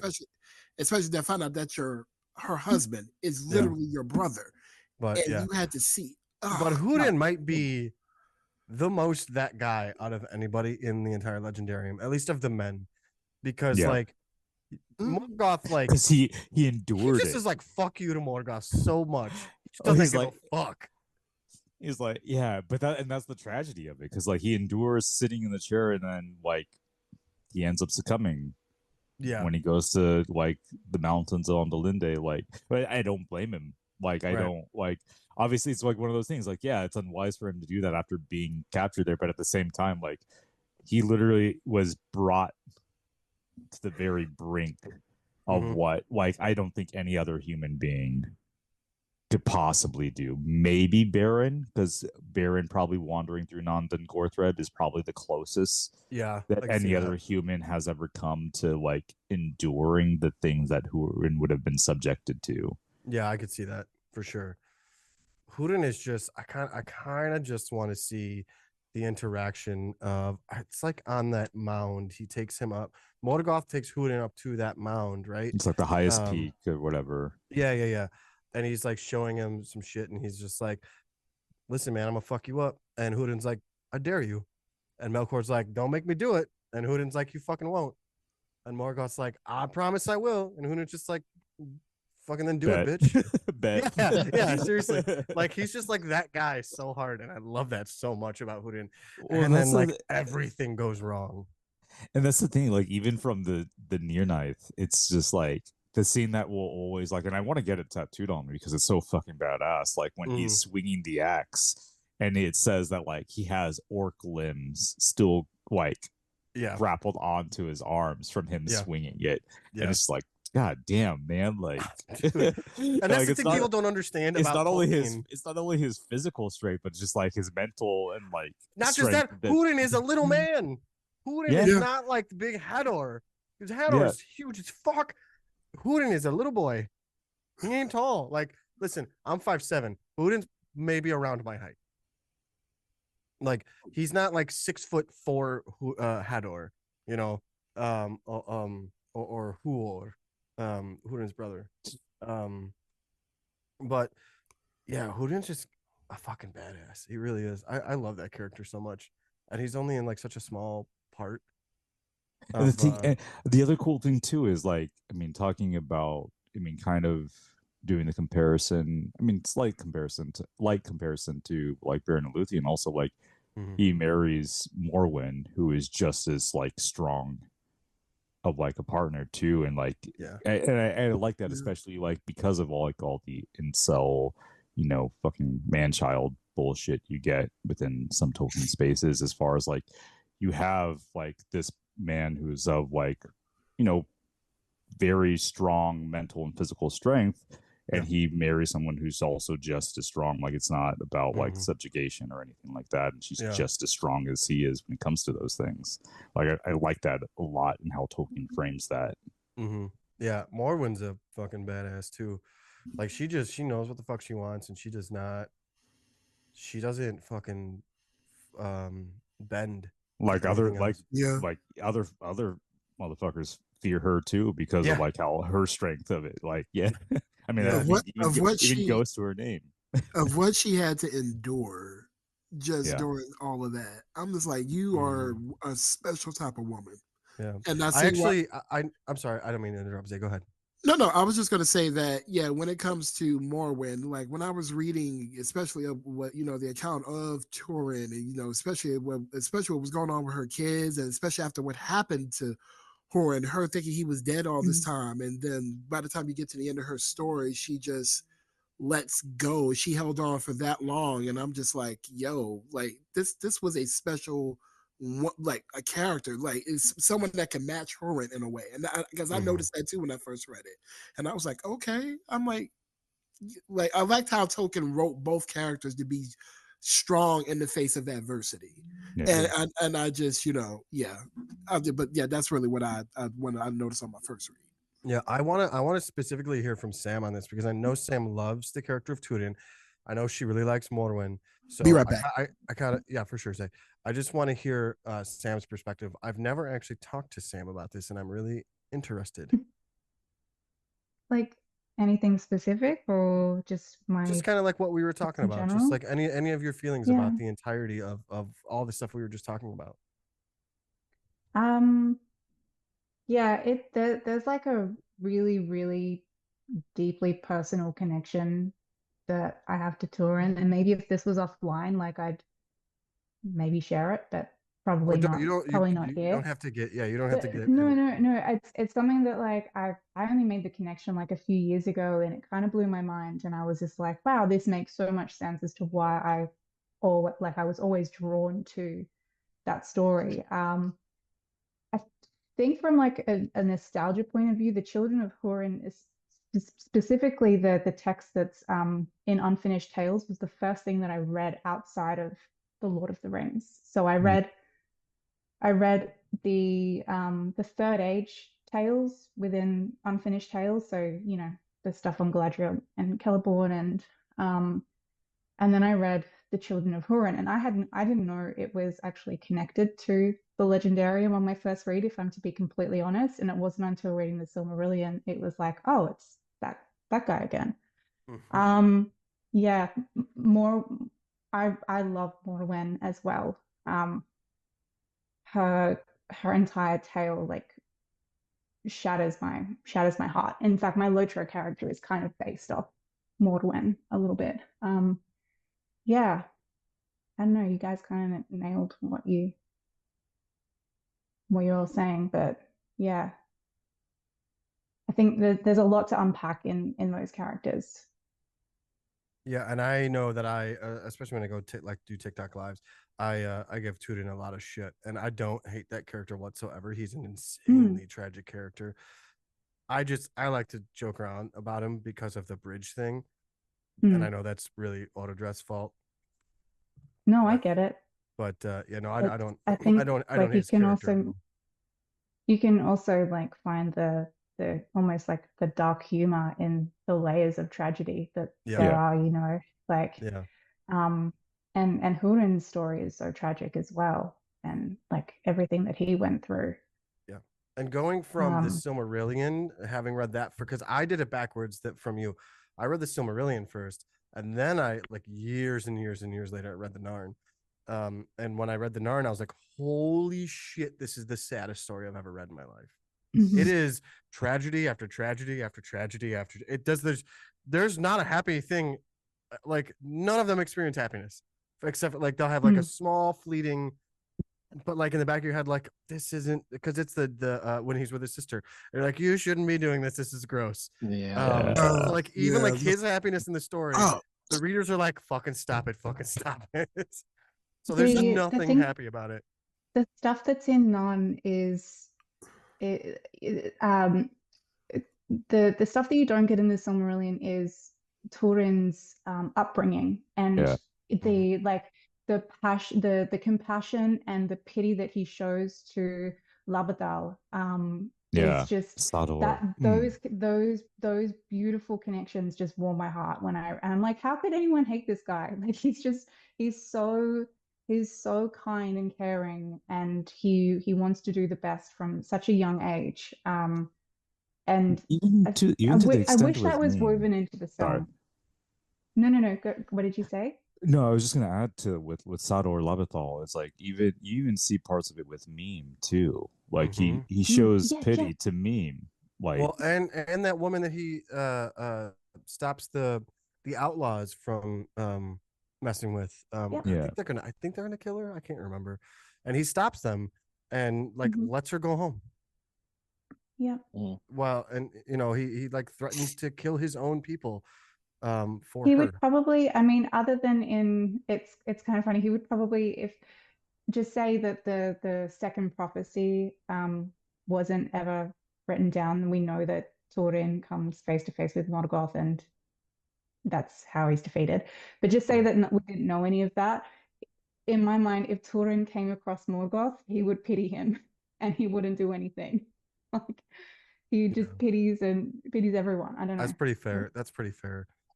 the Narn made me completely rearrange or reevaluate how I saw that character. Because he is incredibly compassionate. And also it's just so sad. I'm His gonna have to sister go back. dies when he's like 5. Like Yeah. it's the saddest thing in the world. His little sister who's Mhm. like, what is she, like 3 or some shit? Maybe he's 8 Yeah. and she's 5. Is it Lalith? Yeah, Lilith. The Yeah. life. Yeah. Yeah. Oh god, that killed What's me. her? Erwin? Is that her name?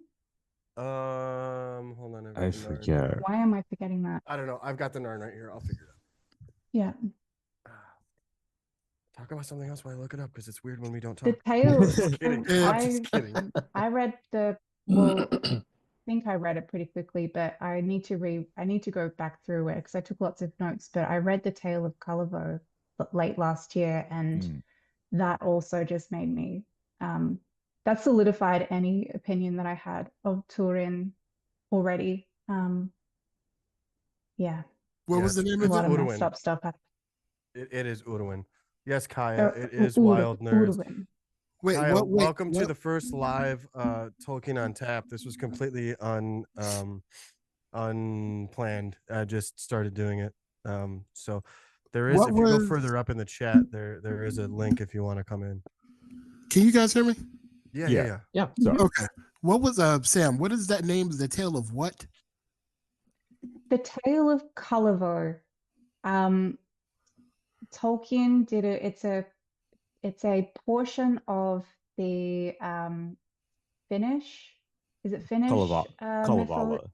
Yeah, the Yeah, Kalevala. Kalevala, a Finnish mythology, and it's one of Tolkien's earliest translations, and it basically inspired the character of Turin Tarambar. And even like, I'll go get it because I took heaps of notes. I'll be right back. Yeah, it's like the proto Turin Turambar. So like Yeah. Tolkien was obsessed with the Kalevala, like the history of the Kalevala being written and just like its place within history as far as like this type of national epic myth. It very much is inspired Tolkien's earliest writings, and he attached himself to the tale of Kullervo, which then evolved and morphed into Turin Turambar. Right. Oh wow. And that, David, is what the lecture that Verlin Flieger was giving that I was watching. That's what she talks about, that whole story and that comparison. Oh, nice. I still actually need to read What, the Tale of Kullervo. I still not read it yet. Dude, I haven't what was either, that and I I have- know Captain? I I have it, know but I I've need not to read it. so badly. I'm sorry, Sam. What'd you say? Oh, I was asking, I was reading, what did Dana Park Dan just say? Oh, there's on YouTube, there's a lecture. It's on Signum's channel, Verlin Flieger talking about Kullervo and Yeah. that whole thing. Oh. Really fascinating. Yeah, I haven't read that. I know I need to. I've read Beowulf though, so I've done something at least. I'll definitely add Yeah. that to my list. I've read Yeah. Beowulf, but that was a long time ago. And Yeah, it it's been a wasn't while Tolkien since I've read translation. Beowulf too. There's a, what's the other one? There's the Solid prose. Spell? Is it the prose that where all the dwarf The names Edda. come from in the Hobbit? Yeah, the Edda. Yeah, there's the prose and poetic Edda I gotta see by if my Snorri gotta- Sturluson. I gotta see if my translation of Beowulf also has that in it because I can't If- remember because I've read it before. If you look for a good prose Edda translation, do Jesse Byock or Jesse Byock. I'll drop it in the chat. Okay. Byock. Basically, if you're looking for any like solid, both academic as well as accessibly academic like type of work on Norse mythology, Jesse Byock is one of the best. He's great at, how do I put it? He's great at bringing the academia to just like, if you're just a common reader, if you're not involved in any type of academic, scholarship debates, he's great at presenting the information to you. I highly recommend. He's a PhD Department of like Old Icelandic Studies at UCLA. Absolutely phenomenal. Like I can't recommend his stuff enough, and his translations are just so rich and still so easy to get through. So Prose Edda, the Saga of King Hrafn, which Beorn is very much based off of in The Hobbit, as well as he did some of the he did the translation of the Saga of the Volsungs, which the Sigurd and Gudrun that Tolkien translated is also inspired by, and some translations in this big thick tome of was it the Icelandic sagas or whatever. It's like this very thick book, this very thick book that he did some translations for too. Okay. Excellent. I used to have the prose and the poetic in a single volume. I don't know where they went because I remember reading those names from The Hobbit in there, and I was like, oh my god, Tolkien not plagiarized, because it's hard to plagiarize things when he just reused whatever. I guess it's a literary thing. Whatever. I mean, fucking all art does it. Doesn't matter. Well, it's mythology. Nobody owns it. Yeah, that too. Yeah. So, what were you just looking something up, Sam? Is that what you were doing? It was just things like because it ends pretty abruptly. It was the translation, Tolkien never actually finished it. There's just like a bunch of notes, but even things like there's the name of there's so many names in this book. It's really confusing. And multiple names for the same thing as well. But even the Great Land is translated to Kemenume, so like Yavanna Kementari, so Kemen. Ilu is the god. I can't find the name of the I guess the evil spirit, but it's very similar to Utumno. So there's so many connections there. Like The sword, yeah. The weapon that Kulavo inherits is also kind of sentient as well and speaks to him right before his death. It's one of the final notes. But do you believe that the sword was speaking to him, or do you believe that Turin was going crazy at the end? I think he was going crazy, but because of the inspiration from the mythology, I could go either way. I mean, like, how do you personally interpret it? I think he was crazy. Okay, He'd David? gone through a lot. Oh, I think he was speaking to him. Oh, you think it was speaking to him? Yeah, I don't mind either interpretation. Yeah, no, I'm just asking to gauge, not gauge, but like just see how everyone viewed it. Based off of what Sam was saying, like given the other like mythologies and other like legends that we have of talking swords, it tracks that, and also like the whole spirit of the creator of the sword was like somehow imbued in it. I can believe that. Yeah. Dan? I think it maybe could have been a little bit of both. I don't know how you could get to where he was and still be completely sane, but at the same time, yeah. But at the same time, the elements are there. Zay? Oh, absolutely. He was losing his mind. You go from in a fit of confusion, killing your best friend, to being responsible for the downfall of one of the last the last elven cities at this time. And pour one out for Not Across the Rondo right now. Yeah, like you're responsible for that, and then also you failed to rescue who was that? Finduilas. Finduilas, yeah. See me grabbing my drink, like which one are we doing? I know, I couldn't remember her name. Maybe it was Finn, but I couldn't go farther than that. I mean, to be fair, that's close for any Elven or Tolkien Elven. It has Finn in the first age for sure. Yeah. Yeah, I'm like so many F's to give, but that's why nobody has any more F's to give. Tolkien gave them all. Tolkien gave them all, man. But yeah, especially the fact that you got there too late because you took a detour, and now Finduilas wound up dying because of you. Because you had to take a detour to make sure your mother and your sister are okay, who were in Doriath at this point in time. I mean, it was like you were bound to go mad from everything that's happened. You were bound. Like it was bound to happen. By the time you get to what happens with Niniel, it's just like, okay, yeah, I'm out of my mind. Like you have to be, because that's the thing that really sticks out to me in that story. You've seen your sister. Everybody has a like, wait a minute, I know you. How do I know you? Type of moment when you know, like, especially when you know someone. I mean, you knew your sister, and you get to the point now, oh, all of a sudden I don't necessarily remember who my sister is, and I wound up marrying my sister. And I'm like, you had to look at this woman down to fall in love with her and know that none of the signs went off. And that's the part that really kind of confuses me. I'm like, and then it really kind of makes me think, oh yeah, you're like out of it at this point. You're there's no coming back for you at this. And then everything that happened following, especially that led to you offering yourself. But yeah, of course. Like we're not on TikTok. You can say killing. I know we're all used to that because all five of us like met through TikTok. Yeah. But we were allowed to say kill and suicide and shit like that because it was just the so much guilt has to weigh you down.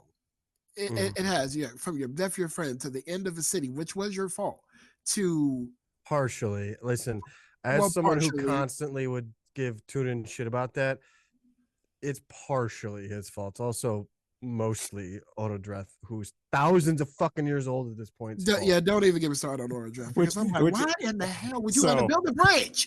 So that's one of the funniest things when and that's it's the second about... fucking kingdom, not kingdom, but like second fortress that fucking Autodreth lost, yeah. Finrod. It's like Finrato comes. It's like, oh yeah, I need you to hold I need you to hold Minas Tirith. Yeah. It's like, okay. Oh, shit. Sorry, but I got some fair. bad news. That one's fair. That's Sauron. I lost That's it. Sauron. That's fair. Sauron. But also a fun part is actually a funny note is that actually Tolkormo and Kudu Finwë actually rescue him. Yeah, that is true. In the War of the Drules, they actually rescue his Roar of the Drules. We're at that point. Oh, no. Yes, David. It's kicking in. It's kicking in. This is such an amazing first live broadcast of Tolkien on Tap that wasn't even planned to have. In War of the Jewels, they actually save him, which actually doesn't form later on when like they take over Narcosta because technically he's in their debt. Yeah. Damn. So they could technically leverage that as far as like, hey, like, we saved you. Like we asked for no payment outside of like this. Oh, so they're those assholes who hold shit over your head. Got it. Fair. No, I mean they are Feanorians. No, I mean it's going back to whole vassalage, vassal and suzerain type thing. Right. You like as far as like when like going back to antiquity, like when you save either if you're in trouble. No, but see, fuck them because they're the ones who fucking told everyone else in Naracastrando that not to drink, by the way, not to fucking follow Finderato. Fuck Caligorma Cluda Finwë. I'm not saying that they're like how I got Sindarin on one and Quenya on the other one. I'm not saying that they're morally right. I'm not saying that they're morally correct. I'm just saying as far as within the scheme of how like their political systems are set up, as far as vassals and like suzerains, it would be within like their like if we're going off of that system, which seems to be the case, especially given with the Adine, it's very likely that they were kind of calling in that like, hey, like we risked our lives to save you type of thing. And so we're calling that in right now type of thing. Which again, it's not morally correct that they choose it to, not at all. to do that. But because it's almost like they save Autodreth and they see an opportunity for them to Christ, it tracks so hard, David. Hold on. But that's also before the oath is activated. It's also before the oath is activated. Let me do this. So it's not that they're doing it ulterior motives. Let me do this. No. Listen, I'm also at that point too, Dave. All right. They save Autodreth, right? And they're like, all right, so we've got this, like, he's indebted, but also drink Finderato's still around. And of the House of Ada Finwë. Damn it, man. He's the boss of that house, right? So when Bedan comes to my beloved's Badger Hole, Caligorm and Cudafin understand what's going on, and they go, wait a minute. this is gonna help us in our coup. We're gonna make sure that nobody follows the badger because they probably did call him fucking Falcundu or whatever the fuck at that point. I mean, they're the ones who, in They're one probably the story, gave them assholes the who were saying names. it derisively. Everyone else probably said it like tongue in cheek, like he's our cute No, cousin. because that's not. No, because they actually, because Finderato himself even says that their time in Notacasarondo before Baron arrives and reveals like his mission, he says Yeah, that that's true. That's they've true. only shown him respect and they've actually helped him more To than his anything face. else. To Yeah, his face. I don't Telegram think and so. Kudafin, man. Because the thing is, when Findorato's out, when he first encounters men, he's out riding basically with like Maitimo and the Feanorians. Oh Jesus, this is getting dangerous, David. Yeah, y'all okay. Y'all are gonna be wild. Y'all are gonna be fucked up before the end of the night. But that's the Good thing I don't have work in the morning. But that's what I was saying. As far as like, I don't think that they were intentionally like. I don't think when they saved what's his? I always forget. Ataresto, I think is Orodresquinian name. I can't remember. I think you're right. I think you're right. When they save him, they don't have in mind, oh, we're gonna use this as leverage, call in a favor type of thing. It's more of like, oh yeah, like we're out here hunting. Like that's the thing. That's what we do. We hunt wolves. Like we're out hunting. Like that's Torokomo's like whole thing is, no, I'm out here engaging with wildlife and like we'll hunt the Sauron's wolves. And that's what Finderato even says. Like they've done nothing but show me respect, and like protect the borders of this land and all that. So, but it's not until, I mean, that's how Tolkien describes it. The oath is something that gets awakened. As soon as Baron shows up and reveals, I'm going after those jewels, he's like, okay. Wait, David, why is he going after the jewels? So that he can marry Luthien. Who gave him the mission? Fuck away Sindiculo. That's there we go. I like how everyone's been laughing, by the way. Me and David are the only ones having drinks. I gotta get my third drink now, man. I ran. I'm on my fourth. I consistently see Sam over there just like smirking every time one of us is like, shit, damn it, fuck. We have to take a drink because we're both like we're talking about like all of them in succession. I feel like I'm slurry. So I'm sorry if that's happening. Where were we? I lost track. So fuck. Something Dark Side. Cormo could have it was dealing with what is the Orodreth? Yeah. Oh yeah, with the vassalage this and Suzerainry. Right. Suzerainry. I don't remember. Suzerainty is the correct one. You had it right the first time. I said suzerainty. I'm just making up words. Suzerainty. Woo! Welcome, guys. Yeah. But no, when Tolkien talks about it, he talks about the oath he gets awakened. So like its sleep is dormant. And just like how like at the end of like when Luthien has the Silmaril, like no one dares to go and assault her or attack her. Right. When she has it. Because the oath is like asleep, but it's once it gets started. And so it's when Baron mentions like, oh, okay, and Tolkormo and Kuda Finwë are like, and what happens once you get it? Like, are you gonna give it to us, or are you gonna keep it for yourself? Like, because I kind of want like a, you know what we should do? We should make like a modern take on how we would react in these situations, like how we would see people doing this shit. Like kind of what you just did, David.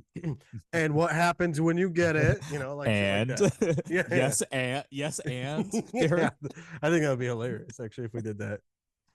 I literally look at the Oath of Feanor now just being like the bat signal. Like every time that thing goes up, it's just like we got to go out. We got to go out here and just crash out on everybody. That's how I view it now. Like especially after completing the Silmarillion now, as and the fate of all the sons of Fenway. I mean Feanor. That's sons of Feanor. My bad. Drink. I mean, Feanor's name's also Fenway. It's fine. Yeah, but I look at it now. It's like every time that thing is activated, it's like you gotta crash out in some type of way to go get a Silmaril. I mean, it's like that really is like if they ever did make that story into like a film, you have to use that as a driving force. A driving force every time the Sons of Fenway are mentioned. You have to. Right. Yeah. Yeah. Well, and because that's the thing, it very much is, and it's like the tragic aspect of it, especially when you get to like Mighty Mo, Mythros, and like yes. I just read Maglor, that yesterday. Makalaure, like because like, and I know I mentioned it in the first podcast. David, or I didn't see you drink for Mighty Mo. Thank you, David.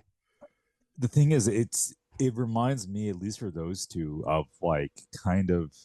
I remember one of the first times when I joined Threads. I forget if it was Lee or somebody else was talking about the oath, and it hit me so hard because it reminds me. I mean, I have, people who are close to me who have struggled with addiction, Yeah. and the way that it's mentioned, it's like, especially with those who's like, oh God, like yeah, like because like I don't want, because that's the hard part, because with people who struggle with addiction, Yeah. is that like you don't want addiction to be your defining characteristic. Yeah. Right. And so with Mighty Mo and Makalaure, it's like, yeah, what they did was horrible. Like it's not good. But at the same you time, mentioned him again. I know. But at the same time, like there is that space for their like repentance and then like wanting to change and do better, but for the life of them they can't.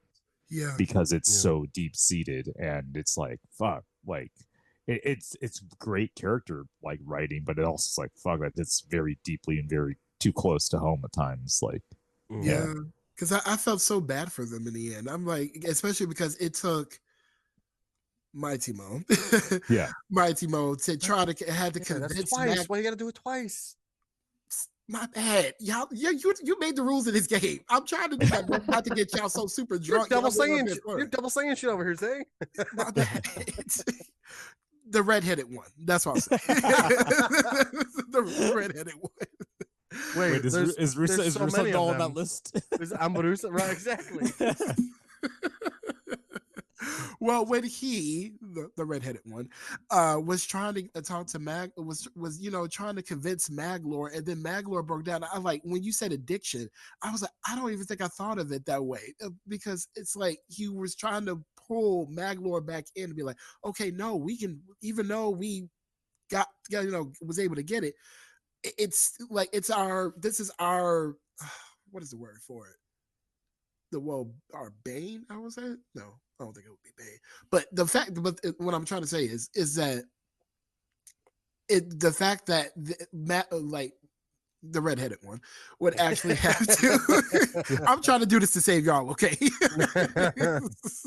We're in dangerous territory talking about first age. Yeah, just I felt like, I'll just say it like this. I felt bad that at the end they couldn't let it go, and it was their downfall, and they tried to change it. I know that really does bring in a lot of even stories of today. Like some people definitely don't make it past their addiction, and now when you just mentioning that, I'm sitting here connecting the dots. Like, oh wow, like what did Tolkien see with these characters that made him go like, okay, this is like this addiction can drive people into these certain fits and frenzies and stuff like that. And every time I kept reading the Silmarillion, I kept going back to, what did Tolkien see like to make him like write these characters these certain ways? Because there had to be something that he either experienced at maybe at home or in the battlefield when he was writing these stories. Like, what did you see, or what in your personal life really kind of, pulled this out? I don't know for sure, but I know. So I don't know for sure if this is whose experience and whose writing he was drawing from, but I know he was influenced by a Catholic poet who battled with opiate addiction his entire life, by the name of Francis Thompson. And I'm not, again, I can't say definitively whether or not it is what influenced the Oath of Feanor and Mighty Mo and Makalaure and all that. I know, sorry, David. but that, the rules. You're doing this on purpose. but that is a figure that I have thought about, as far as like I wondered if that's part of that influence, as far as that, and even if it's not, like, say, even if we had words of Tolkien saying like it's not influenced by him at all, I think that parallel is still there. I think it's still I think it's still a valid way to read and understand that, because it helps us to better have, again, not excuse the negative side of people who have struggled with addiction, but also to be able to engage with, because again, I people who are very dear and close to me have struggled with addiction pretty much my whole life, and so I think it's one of those things where it's the more that it's kept in the hidden and in the dark, that it tends to breed and fester, and makes it more potently toxic than if it is lights that shed on. So again, if you are struggling, please don't feel afraid to and this is for a general audience because I know we're on live on YouTube, but if you do battle with that, please talk to your loved ones and the people who are able to understand and listen to it, because I think that's very helpful. And if you're somebody who knows people who battle with addiction, please be very sympathetic and empathetic to them, because the guilt that people with addiction struggle with is very, very deep, to where it only does fester and breed if they're not allowed to talk about it in an open way. That's very true. And just to add to that, not necessarily to add to that, but there is a crisis helpline.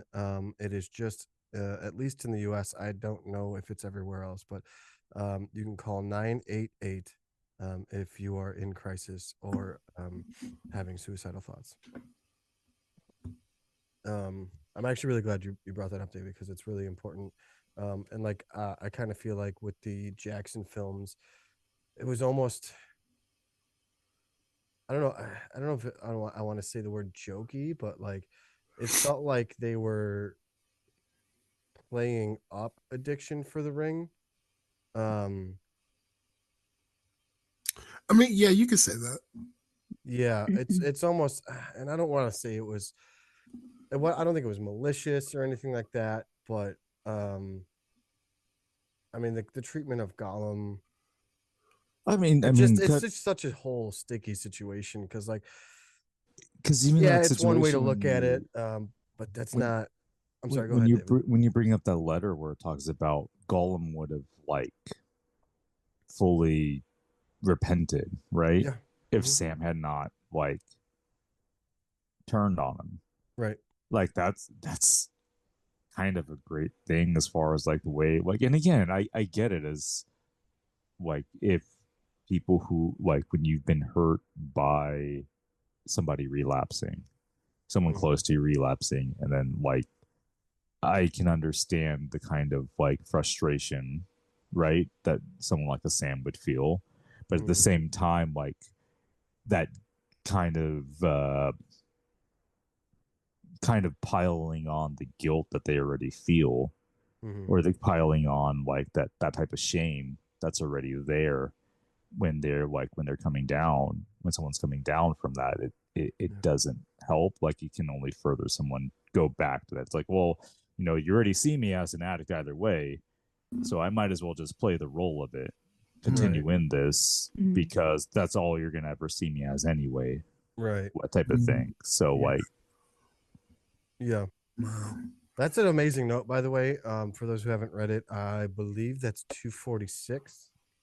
Let me double check real quick. I could almost guarantee you I have it bookmarked. Ooh, that actually might be something else. That might be the for Frodo stuff. Yeah, that's 191. Let me look at 246, because I think that's 246 where he talks about. Oh, weird. My book just automatically opens to that because I go to that note quite a bit. No, it really does. I look this note up a lot because it's a long note, first of all. Excuse me. And there's just a lot that happens in it. Yeah, it's right here. He I don't know which he's talking about here. He plainly did not fully understand. Okay, so he is Sam they're talking about. He plainly did not fully understand Frodo's motives or his distress in the incident of the Forbidden Pool. If he had understood better, he was what he was going. I'm sorry. If he had understood better what was going on between Frodo and Gollum, things might have turned out differently in the end. For me, Tolkien, perhaps the most tragic moment is in the tale comes in page 200 I'm sorry, 323. I don't know what FF stands for. I have to learn these shorthand. FF is following. Oh, thank you. Like the lowercase FF is following. Yes. Okay, thank Yeah. you, David.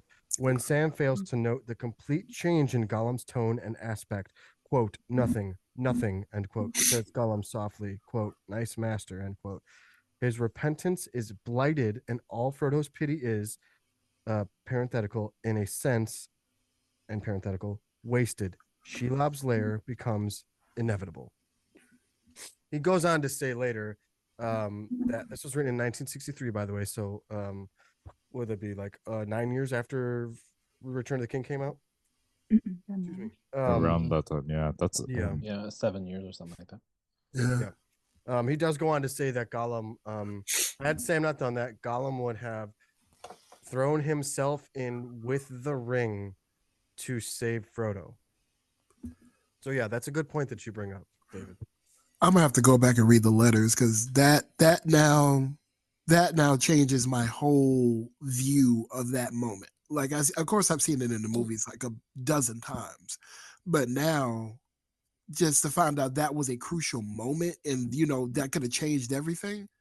That God, and you said that was in the letters of Tolkien. Yes, it's letter 246. Oh, I gotta go read that. Real quick, so we're live on YouTube as well. There is a Finderato in the chat, drink. And I just in all capitals wrote I love you. Is that another Jeff Burner? It could be a Jeff Burner. Possibly. It could be. I'm pretty sure Finderato was it Lord of Valariande, Mighty Mo one. I'm pretty sure all of those are Jeff Burner accounts on TikTok. Yeah. Yeah, I said it. Yeah, you did. What are you sipping on now, Dave? TikTok? Wait, what did you say? I was wondering if it's the same Finderato from TikTok.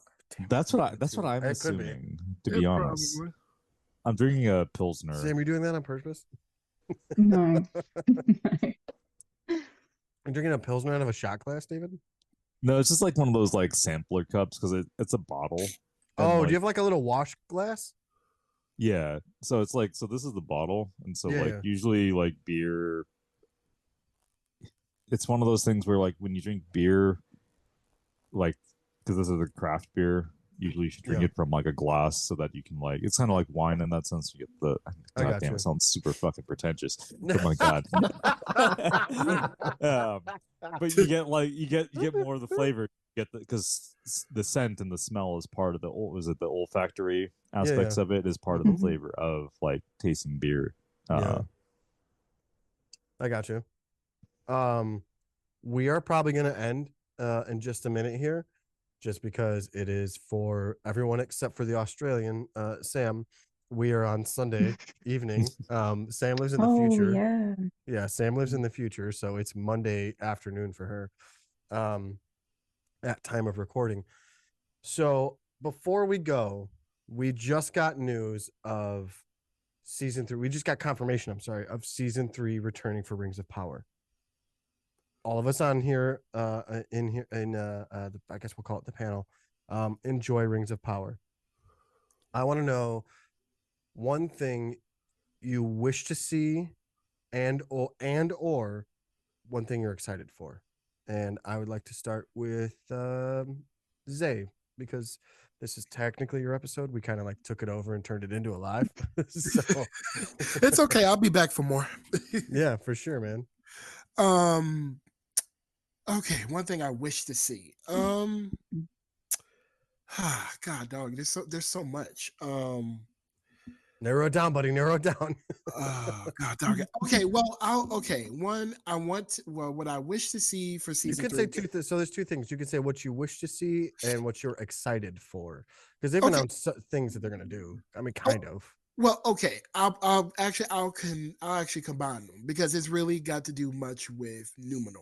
Because I felt like Numenor last season got shafted a lot, and I felt like, and I even went into during season 2, I actually went into like a whole discussion that I wish they would have just made Numenor an entirely separate series because Yeah. like I said earlier, I'm going through the Al-Calibeth, and there's so much history, especially when it comes to their relationship with the Valar and how the seeds of resistance against the Valar is starting to take shape, and especially now in the point where we are in the Rings of Power, it's at its height.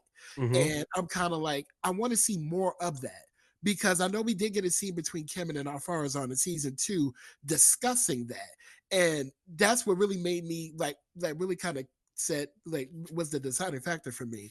Okay, I need to break out to Silmarillion because I wanted to know more about Numenor because I knew it was based off, I knew about Eärendil a little bit, and especially what happened after the War of Wrath, but I wanted to go more into the history of that. And I really do hope they put more Numenor in front of us because now that we're getting into like the literal last 3 seasons, it's going to, well, at least the next 2 seasons at least. Their storyline is so important to what's going to happen. Especially when it comes to Sauron and how that they're going back and forth is going to be. Like, I really hope we get more scenes because it's captivating. It's kind of like a Game of Thrones to me, in a way of how the politics and everything works between the faithful and the Kingsmen. Like, I want to see more of that because when it really hits the fan, like probably end of season 3, season 4, I want them to go full, like completely into that storyline and even show us the darkest parts of that storyline. But yeah, I know I'm kind of getting ahead of myself, but yeah. No. And I really love that answer for a couple of reasons. But the biggest reason I love that answer is because you hit something on the head that a lot of us who have read a decent amount beforehand have been saying. And like listen, before Rings of Power, I had read like 4, 5 of like the books, and like 2 or 3 of them were outside of the extent outside of like the main stories. So like, but like for the people who have like read so much stuff, like you're saying things that excites the rest of us, and that is, it's bringing people to more of Tolkien. It's bringing people to the greater legendarium that is outside of the Lord of the Rings and the Hobbit. There's so much more to explore, and you just hit the nail on the head on why Rings of Power is important. And also they're doing some good things. Like, yeah, there's missteps, but like there's also missteps in Peter Jackson. So well, absolutely. I really I'm also really excited for Numenor stuff. Yeah, like I never just can't knew how important it was because just like this would be a whole separate tangent. We'll probably have to talk about it another time because I never I kind of understand why the revolt is happening. I'm like, I understand it. And I mean, and I think it was KB who told me before, well, knew better for anybody who doesn't know. Like he said, like you're going to see things in this chapter in the Al-Calibeth that makes you go like, are the Numenorians right or are they wrong? And I'm like, no, they're right. Because how are you going to put? See, here I go. How are you going to put an isle for them near to where the keenest eye can actually see Valinor from a distance, and you expect them to be satisfied with just living? Yes, they have extended lives, but you guys get to live forever, and your fates are tied to the fate of the world. So you expect them to be satisfied with the little that you gave them. Wait, are they right though, Zay? I mean, I feel like they are at this point, but the way that are they right? Because aren't they? When spoiler alert, 3, 2, 1 for anyone who hasn't read the book, read the book. I'm sorry. They're doing human sacrifices. Are they right? To Morgoth, mind you. To Morgoth, mind you. Okay, yeah, that point. Okay, that I understand. Like, okay, sorry, yeah, I got really loud. Okay, that I get. You guys, it took a dark turn, but even before all of that happened, that seems like minimization. That took a dark turn. It took a fucking super dark turn, man. Yeah. That's well, back to Arrested Development, David. Slight treason. I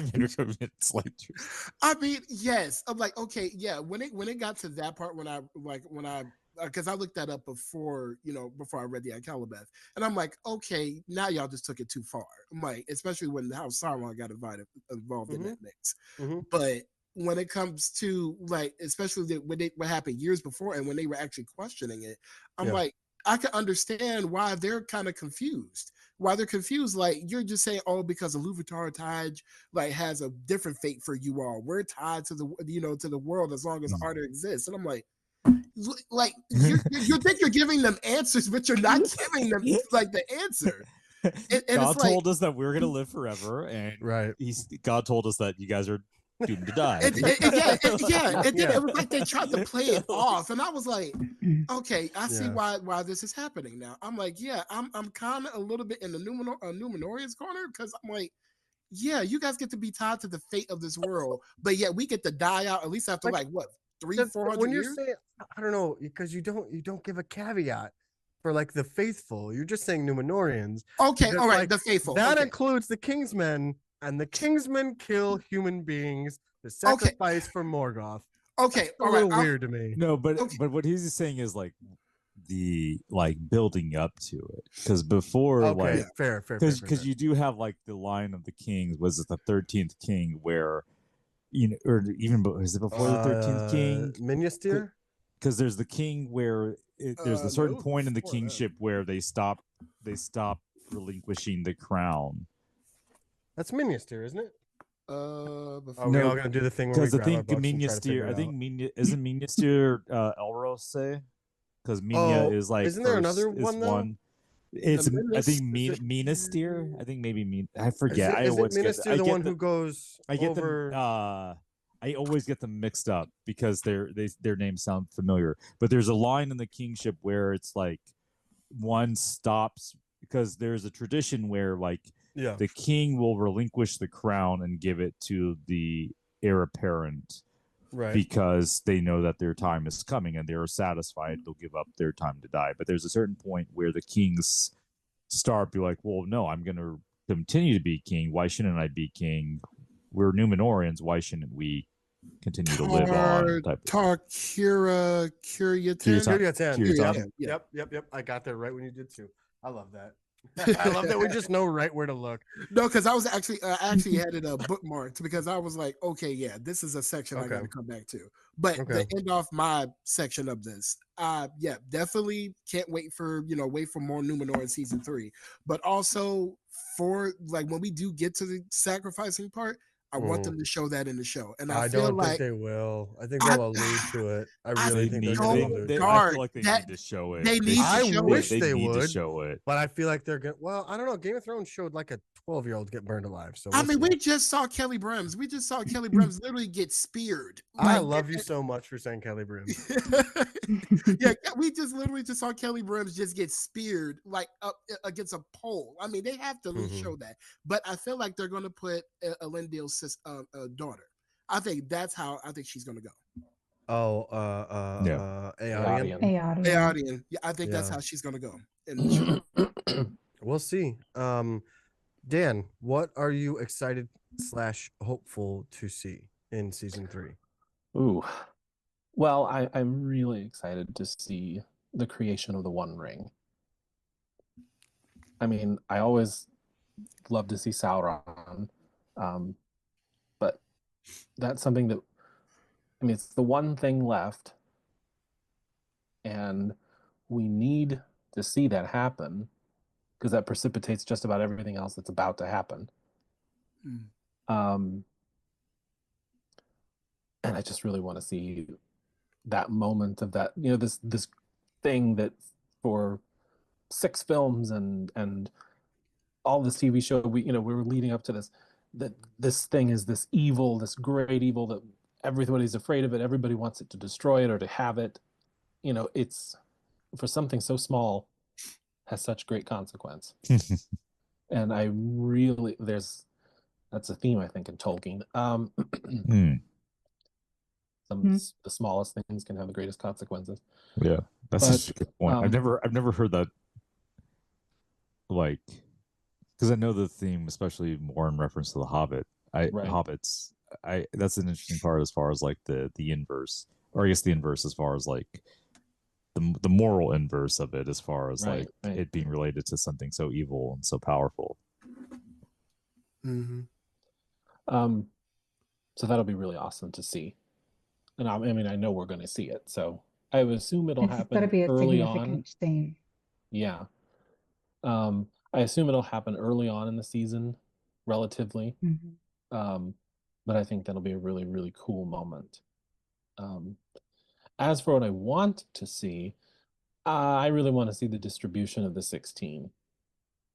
I want to know where these rings are going. Not necessarily, what's going to happen to. We know what ends up happening to them.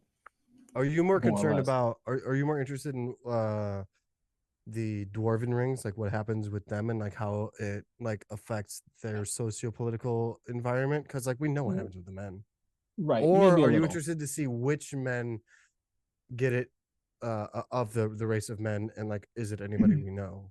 Well, that too, because we've all been sitting here theorizing. Is it going to be Right. Theo? Is it going to be? We know there's going to be one Easterling. Yeah. I think they talked about that earlier today Hamul, at least. on the Voices of Arda Mm-hmm. live. They were talking about this.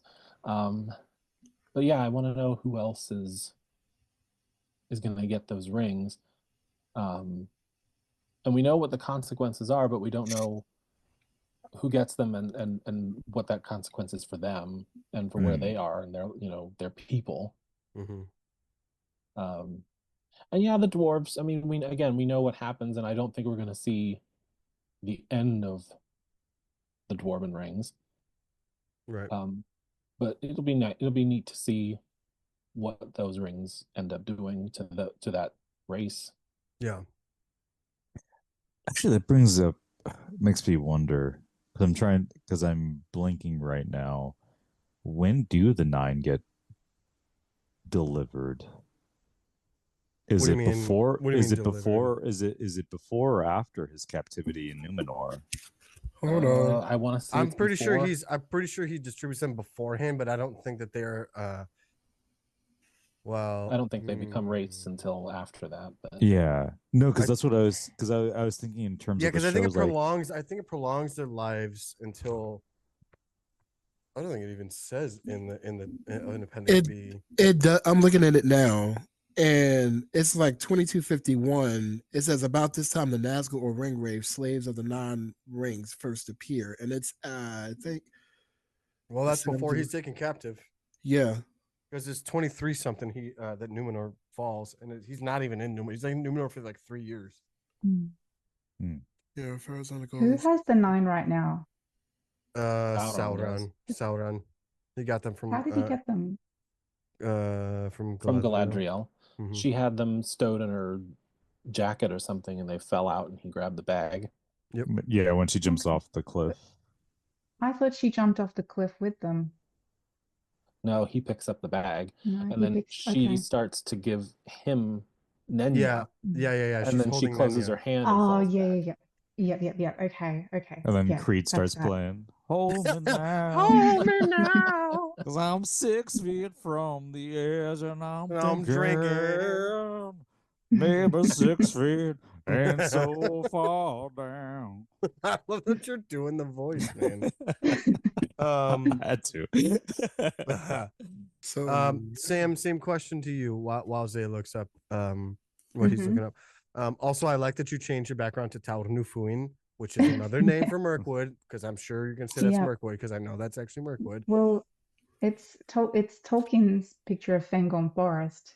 It's Fangorn. Well, I'm a fake fan. I'm done. David, this is your podcast from now on. There's a whole thing of like the early mythology of his drawings changed a lot, but yeah, the title of it is Fangorn Forest, but it's it looks so I don't know. Yeah, it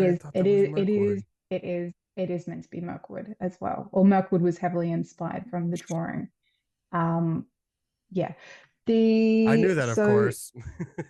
Anyway, Sam, same question. I'm actually gonna I've got a reel in my drafts that I've just been editing every so often. It's actually on some of Tolkien's art, so maybe it'll touch on that.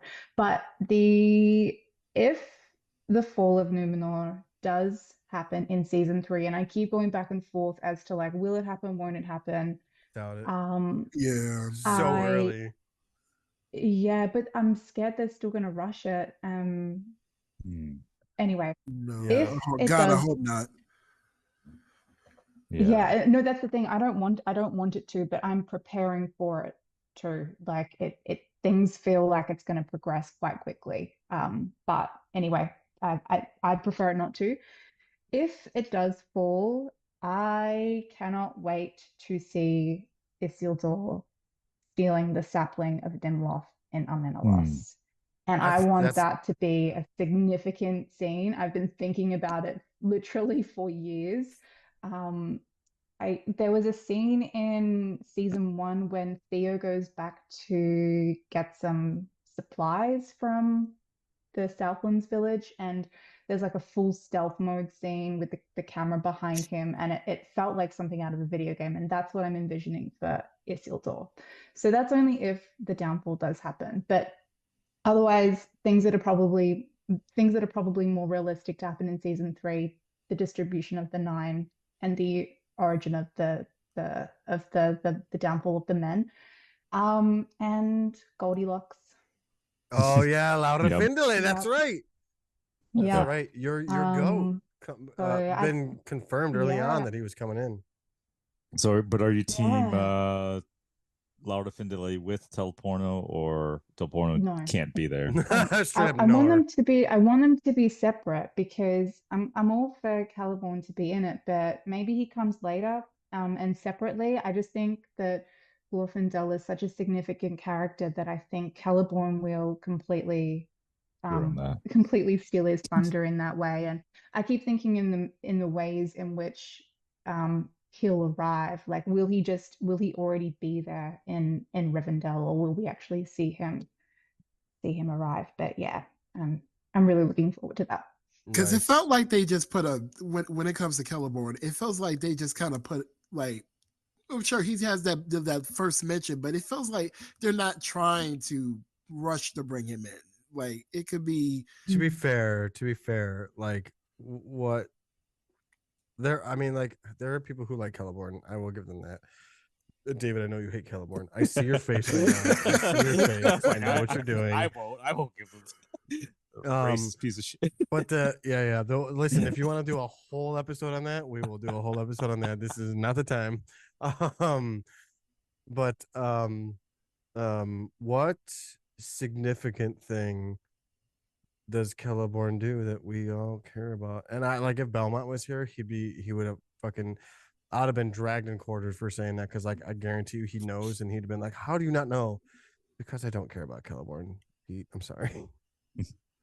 That's all it comes down to. Is I don't care about Mr. Galadriel, because Galadriel is a much more interesting character, and that's why. I also think that they've name dropped Celeborn, and they've said, "Oh, he's lost," or whatever it was.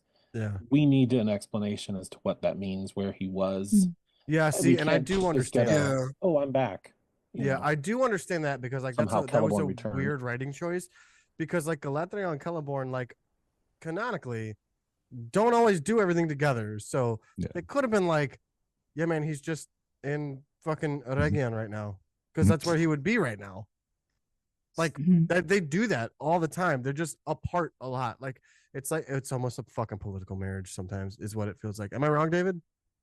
Oh, he's like, I've been in Laudanande, so Laudanande this entire time, because you've been hanging out in areas too close to dwarves, and that's the reason why Telporno was. Oh, because then they say he was. Because then they say he was actually he was lost to war, like he didn't come back from a battle or something. No, he died. Yeah. They said he died. I thought he said he was lost. I thought they left it open ended to where like you can interpret it as him dying, or you can interpret it as far as like him being lost to. I'll have to go back and watch. I have to go back and watch. Because I think I've only seen like the first season twice. Oh my gosh, it's getting late. I'm getting tired. Sorry, I didn't mean to yawn like that. But just to confirm, it is the 9 showing up and then him getting captured and going to Numenor. So that is it on the appendix. Yeah. Okay. So the yeah, 9, like the 9, the ring wraiths showing up. Yeah. And then he's captured. Okay, so he already has his commanders. Okay.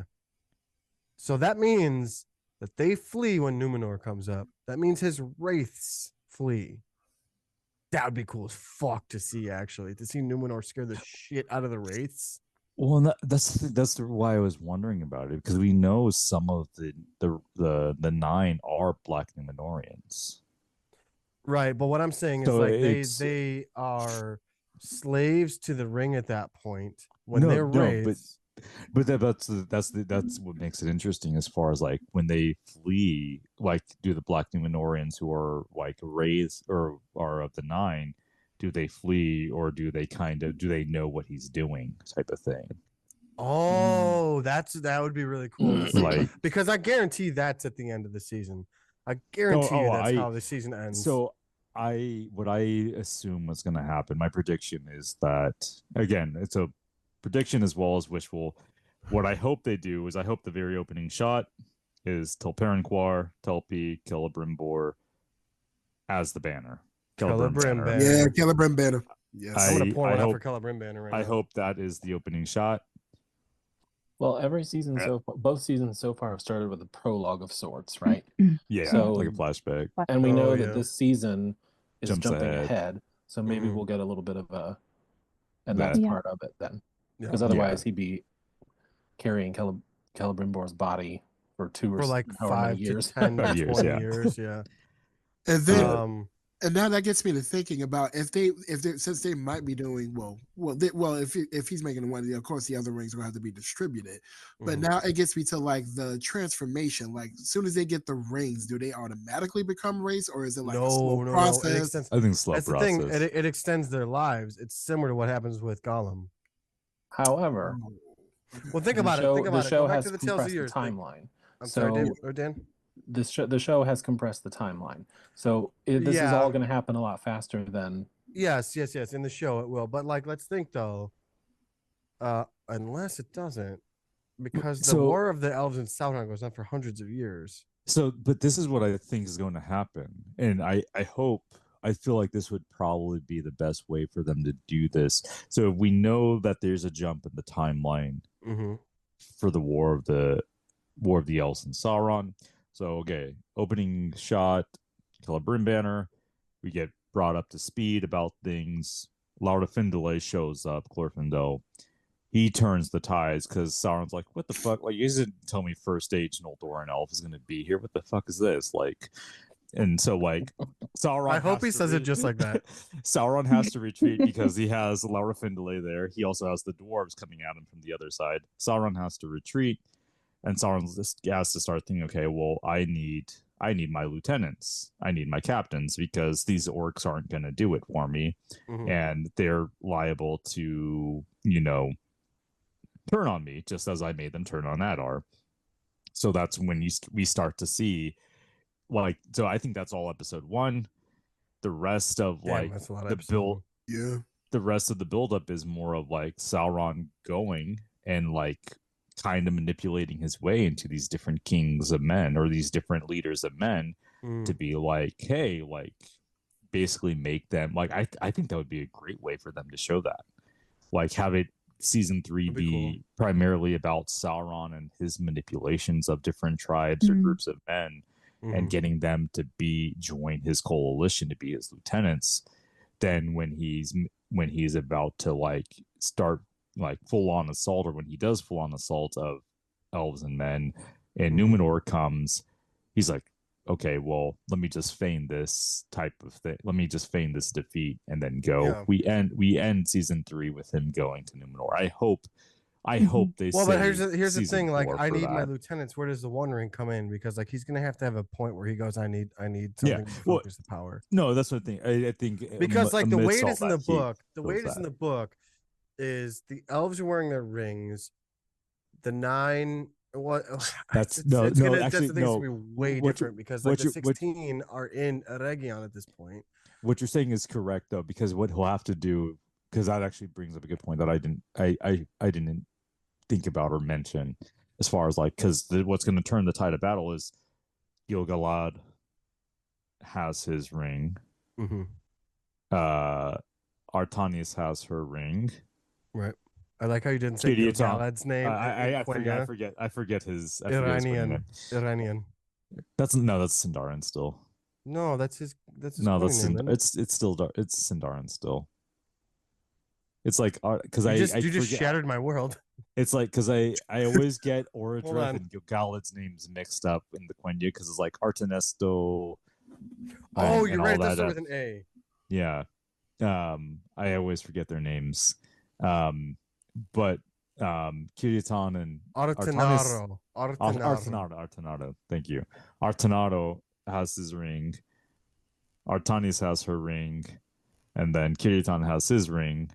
Mm-hmm. So, and the only rings that Sauron has would be the 9. Right. Because Right? the dwarves So- have their 7, because that's so how the he- show's he- doing it. And he's going to be challenged by the power of the 3. Right. So that's going to force him. So when he's facing like a little bit of defeat, he's going to have to go back and forge the 1 ring. Right, because in the book it's more like, all right, now I'm gonna bring them all together, because they're all like they're all in Eregion. He doesn't know about the 3, but he's So like, he's I'm gonna- gonna bring all the he's gonna 16 ha- together so I can like start to control them, and so they can do what I want to do. So it's So a he's little gonna- bit different in this. So he's going to have to face defeat from the challenge. He's going to have to face Yeah. defeat, or at least the threat of the challenge of the 3. He goes forges the 3 goes and forges the 1. When he puts on the 1, the 3 realize that, oh shit, like we can't use these because he can see us, like he can control Actually, us. that's gonna be super fucking cool for him to put it on, and for them to go, something's not right. I feel it in the water. someone here. I And feel it in that's the why air. that was In the my water. most anticipated Oh, moment. son of a bitch! Hold on. Vilya is air, right? And Vilya's air, Nenya's water, and Nenya's water. Narya's fire. so I feel it in the air. I feel it in the water. I feel it in the fire. Yeah. Get it then. Why's your hand in the fire? Don't ask me, but I feel it there. Anyways, And so like so then that from once the 1 ring is developed, then he could though he could actually give the 9 before he creates the 1. That's the other possibility too. say it again. He what? He could deliver the 9 before he creates the 1. And then it could be like I some feel sort like of. I feel like it's probably I think- going to be that way, because then he's gonna be like, I wanted to like be able to control these men, but they're not. I can't subjugate them the way I want to. He So can't I'm be gonna immediate. create- So he I he feel like said- that's what it's gonna be, yeah. because like it's gonna be completely different. I mean, it's already been completely different from the book. It could be like also that he's like he gives the 9 mhm. and then he's like the men aren't listening. Like it's like what the fuck? Like I gave you guys these gifts so that you guys would listen to me. And then he's like, fine, I'll do it myself. And then he goes forges the 1. And like Oh, that's we're gonna get a his- Thanos moment. Yeah. But I feel like I don't want them to turn that into like a mystery box, especially if you give Yeah. it to the 9, because I can see them going that route. Like, Mm. okay, like he doesn't have the 9 rings anymore. Who did he give it? Who did he Oh give my it? Yeah. god! If we have another fucking Yeah. And that's what I, I feel don't like want them that's to the do that. direction they Out. could go. Yeah. I'm like, I- and I'm like, Yeah. did they give it to Kemen? Did they give it to Tino? Did it like it could be almost any. Right. But Everybody has that's why I think it'd be more satisfying for them to do season 3 about him, Yeah. basically, like the misadventures and journeys of Sauron, because not what only a do you get cute to what a cute story would that be? not only do you get to see Sauron, like you get to see the kings or like lords or people he gives the rings to, but it also Mhm. opens up the possibility of like you get to see these other realms that we haven't gotten to see. Like that's the one fascinating thing, despite how much I dislike the rune storyline so Mhm. far in Rings of Power. I like the fact that we actually get to see rune. Yeah. We actually get Yeah. to see parts of the map we never get to fucking see Yeah. or get any type of background for. So I think with Sauron like hand delivering, taking them to these different places, I think that's one of the ways that we can do that. We can also see like we can even see him encountering the different wizards too. Mhm. But I think that would be the best way for them to show the 9 Yeah. doing all that, and then just have as as Sauron's doing that, you can have like the Rivendell kind of being established in the background, Laudernende being established in the background as well. You don't really need to commit a whole lot of time to them being established. Mhm. Like, but then also you can leave more of that. You can give that broader room for development for Numenor as well. So Yeah. basically, have Sauron as A plot, him delivering the rings. Numenor as B plot, Elven Kingdom, Elven refuges as like remnants that get protection from the ring after the One Ring is destroyed. Have them be the C plot. I got you. And I feel like that's for 8 episodes. That's going to be. It's still too much. That's what No, I kind it of. is. Dude, that's what I thought. It's That's what I've thought every years. single season is like you're covering too much, you're going too fast. But also go read Appendix B and you'll see it's just time jump after time jump. It's just kind of like part and parcel to being part of the second age, I guess. It's just like we're going quick, guys. Hold on. Yeah, and I get that. It's just it just felt like if just cut the fat at this point. You only got 3 seasons left.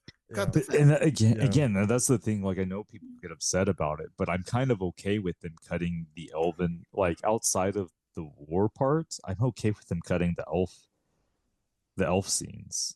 Like I know like that's odd for me to be saying that, but like it makes more sense to give more focus for Sauron. I'd rather see the men who Sauron gives the 9 to. Well, that's kind of important at this point, though. And I'd rather see who are the 7 that Durin gives the 7 to. Yeah. And I'd rather see. Well, but don't forget, there's also. And I'd rather see Numenor. But also, don't forget of the dwarven storyline. No, there's also that socio-political thing, like his brother's coming. What? Yeah, and that's kind of frustrates me that they're bringing figure out what to do with the whole belt. Anyways, let's we're getting off on a that this is a whole different episode we accidentally started. David, what is something you're actually excited about or hope you see? What's up, Sam? Laura Findlay. Yes, thank you, David. I'm gonna have to scoot. I'm so sorry I couldn't stay till the end. And no worries. Hey, Sam, real quick. Love talking to you all so much. So everyone can find Sam if you want to continue the conversation at Gloomweaver _ right? If I think so, yeah. Would like to continue any conversation, Threads, Blue Sky, TikTok, Instagram, right? Yeah, I think it's all Gloomweaver, yeah, with an _, yeah. All right. Thank you. Thank you for I joining love talking us, to you all. This was really fun. Thank you for hanging out with us. Thanks, AZ and TJ. See ya. Bye, Sam. Bye, Sam. So David, what is something you're excited about besides you seem pretty excited about a lot of the stuff you're just talking about, but what is one specific thing that you hope to see or are excited about in season 3? Laura Findlay, Clorfindel. Yeah. I want my first stage elf, like Noldoran elf. Yeah.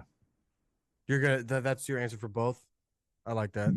Yeah, that I'm excited. I mean, that and the Celebrimbor banner. Those are the 2 things that I like. Fair. If I had to say, like, I need these in season 3, those would be the 2. I will agree with Celebrimbor banner 100%. I need to see Celebrimbor banner because that is very crucial to how Sauron kind of subjugates or whatever, or lords over or spreads fear to the elves. Yeah, show more of his sadistic side. Yeah. Because like that's the point where of no return for Sauron is that business with Celebrimbor. So that needs to be solidified for me. What I hope to see is sweaty shirtless Sauron banging a hammer in Orodruin in Sammath Nawa. That was my other reason for wanting to see that creation of the ring. Oh, fair. I mean, Charlie Vickers. I wouldn't mind it. Charlie Vickers shirtless. We're not. I mean, can you blame me? Anyways, we're gonna end it. Thank you all so much for being here.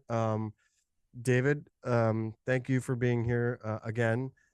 Real quick, remind everyone where they can find you if they'd like to talk more with you. You can find me on Blue Sky, Substack, Threads, Instagram. I'm on YouTube, but I haven't really posted anything really.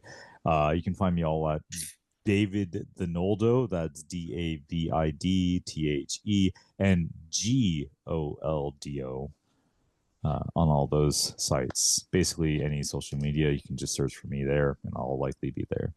Thank you very much, David. Dan, what about you? Where can everyone find you if they'd like to keep engaging with you about Lord of the Rings? And also, by the way, Dan loves Jurassic Park. That's why he's Dino Park Dan. Put that out there. Right. It's Dino Park Dan on TikTok, Blue Sky, and then Threads. It's Dino Park Dan 89. Okay. Zay, where can people find you if they want to keep talking with you about Lord of the Rings, Silmarillion? Also, by the way, Zay makes some hilarious memes that show up on TikTok. He has had some that have had me in tears. So definitely go follow Zay if you want to find some of that stuff. Like some of the insights Zay has through like melding of a couple of mediums together has been amazing to watch. Is it the Keller Gorman Carufa one? 'Cause It's that not one- listen, Zay, it's not just one, it's numerous. No, that was the one that really just made me just laugh for like 10 straight minutes. Oh yeah. No, you've had numerous where I've Oh, laughed my man. ass off, man. I was not bad playing to make it that funny. It just came to me. I think I was just searching through CapCut and I just found, I'm like, oh, this is the one. This is the one. Nice. So where But, can people find you if they want to keep engaging or follow you? Oh, wow. You can find me in many places. You can actually find me at the Blurty Dad on course, TikTok, YouTube, Threads, Instagram. I do have a Substack, but I don't know what I'm going to do with it yet. Because I do like to talk about movies and what's upcoming and things like that. But I'm still trying to figure it out. Can you spell that username for everyone just in case? Oh, sure. For those who are not watching. Oh, sure. It's at the Blurty Dad. So it's at TheBlerdyDad. Thank you, Zay. Any other platforms that you have? Yeah, like I think I already said, TikTok, Instagram, Threads. What's the other one? Blue Sky. Yeah. I don't even use Twitter much anymore. That is just a cesspool of bullshit now. So it's just Yeah. I think I'm off of Twitter now. But yeah, those are my main ones. Yeah, I don't even have Twitter anymore. Gone. Yeah, I understand. I can't take any more of this dumbassery from that place. I really can't. Well, that's going to do it for this episode of Tolkien on Tap. Thank you for listening. Be sure to like and subscribe and follow me on any of my social medias. I'm on Threads, Instagram, Blue Sky, and TikTok at _Neej. Namarie.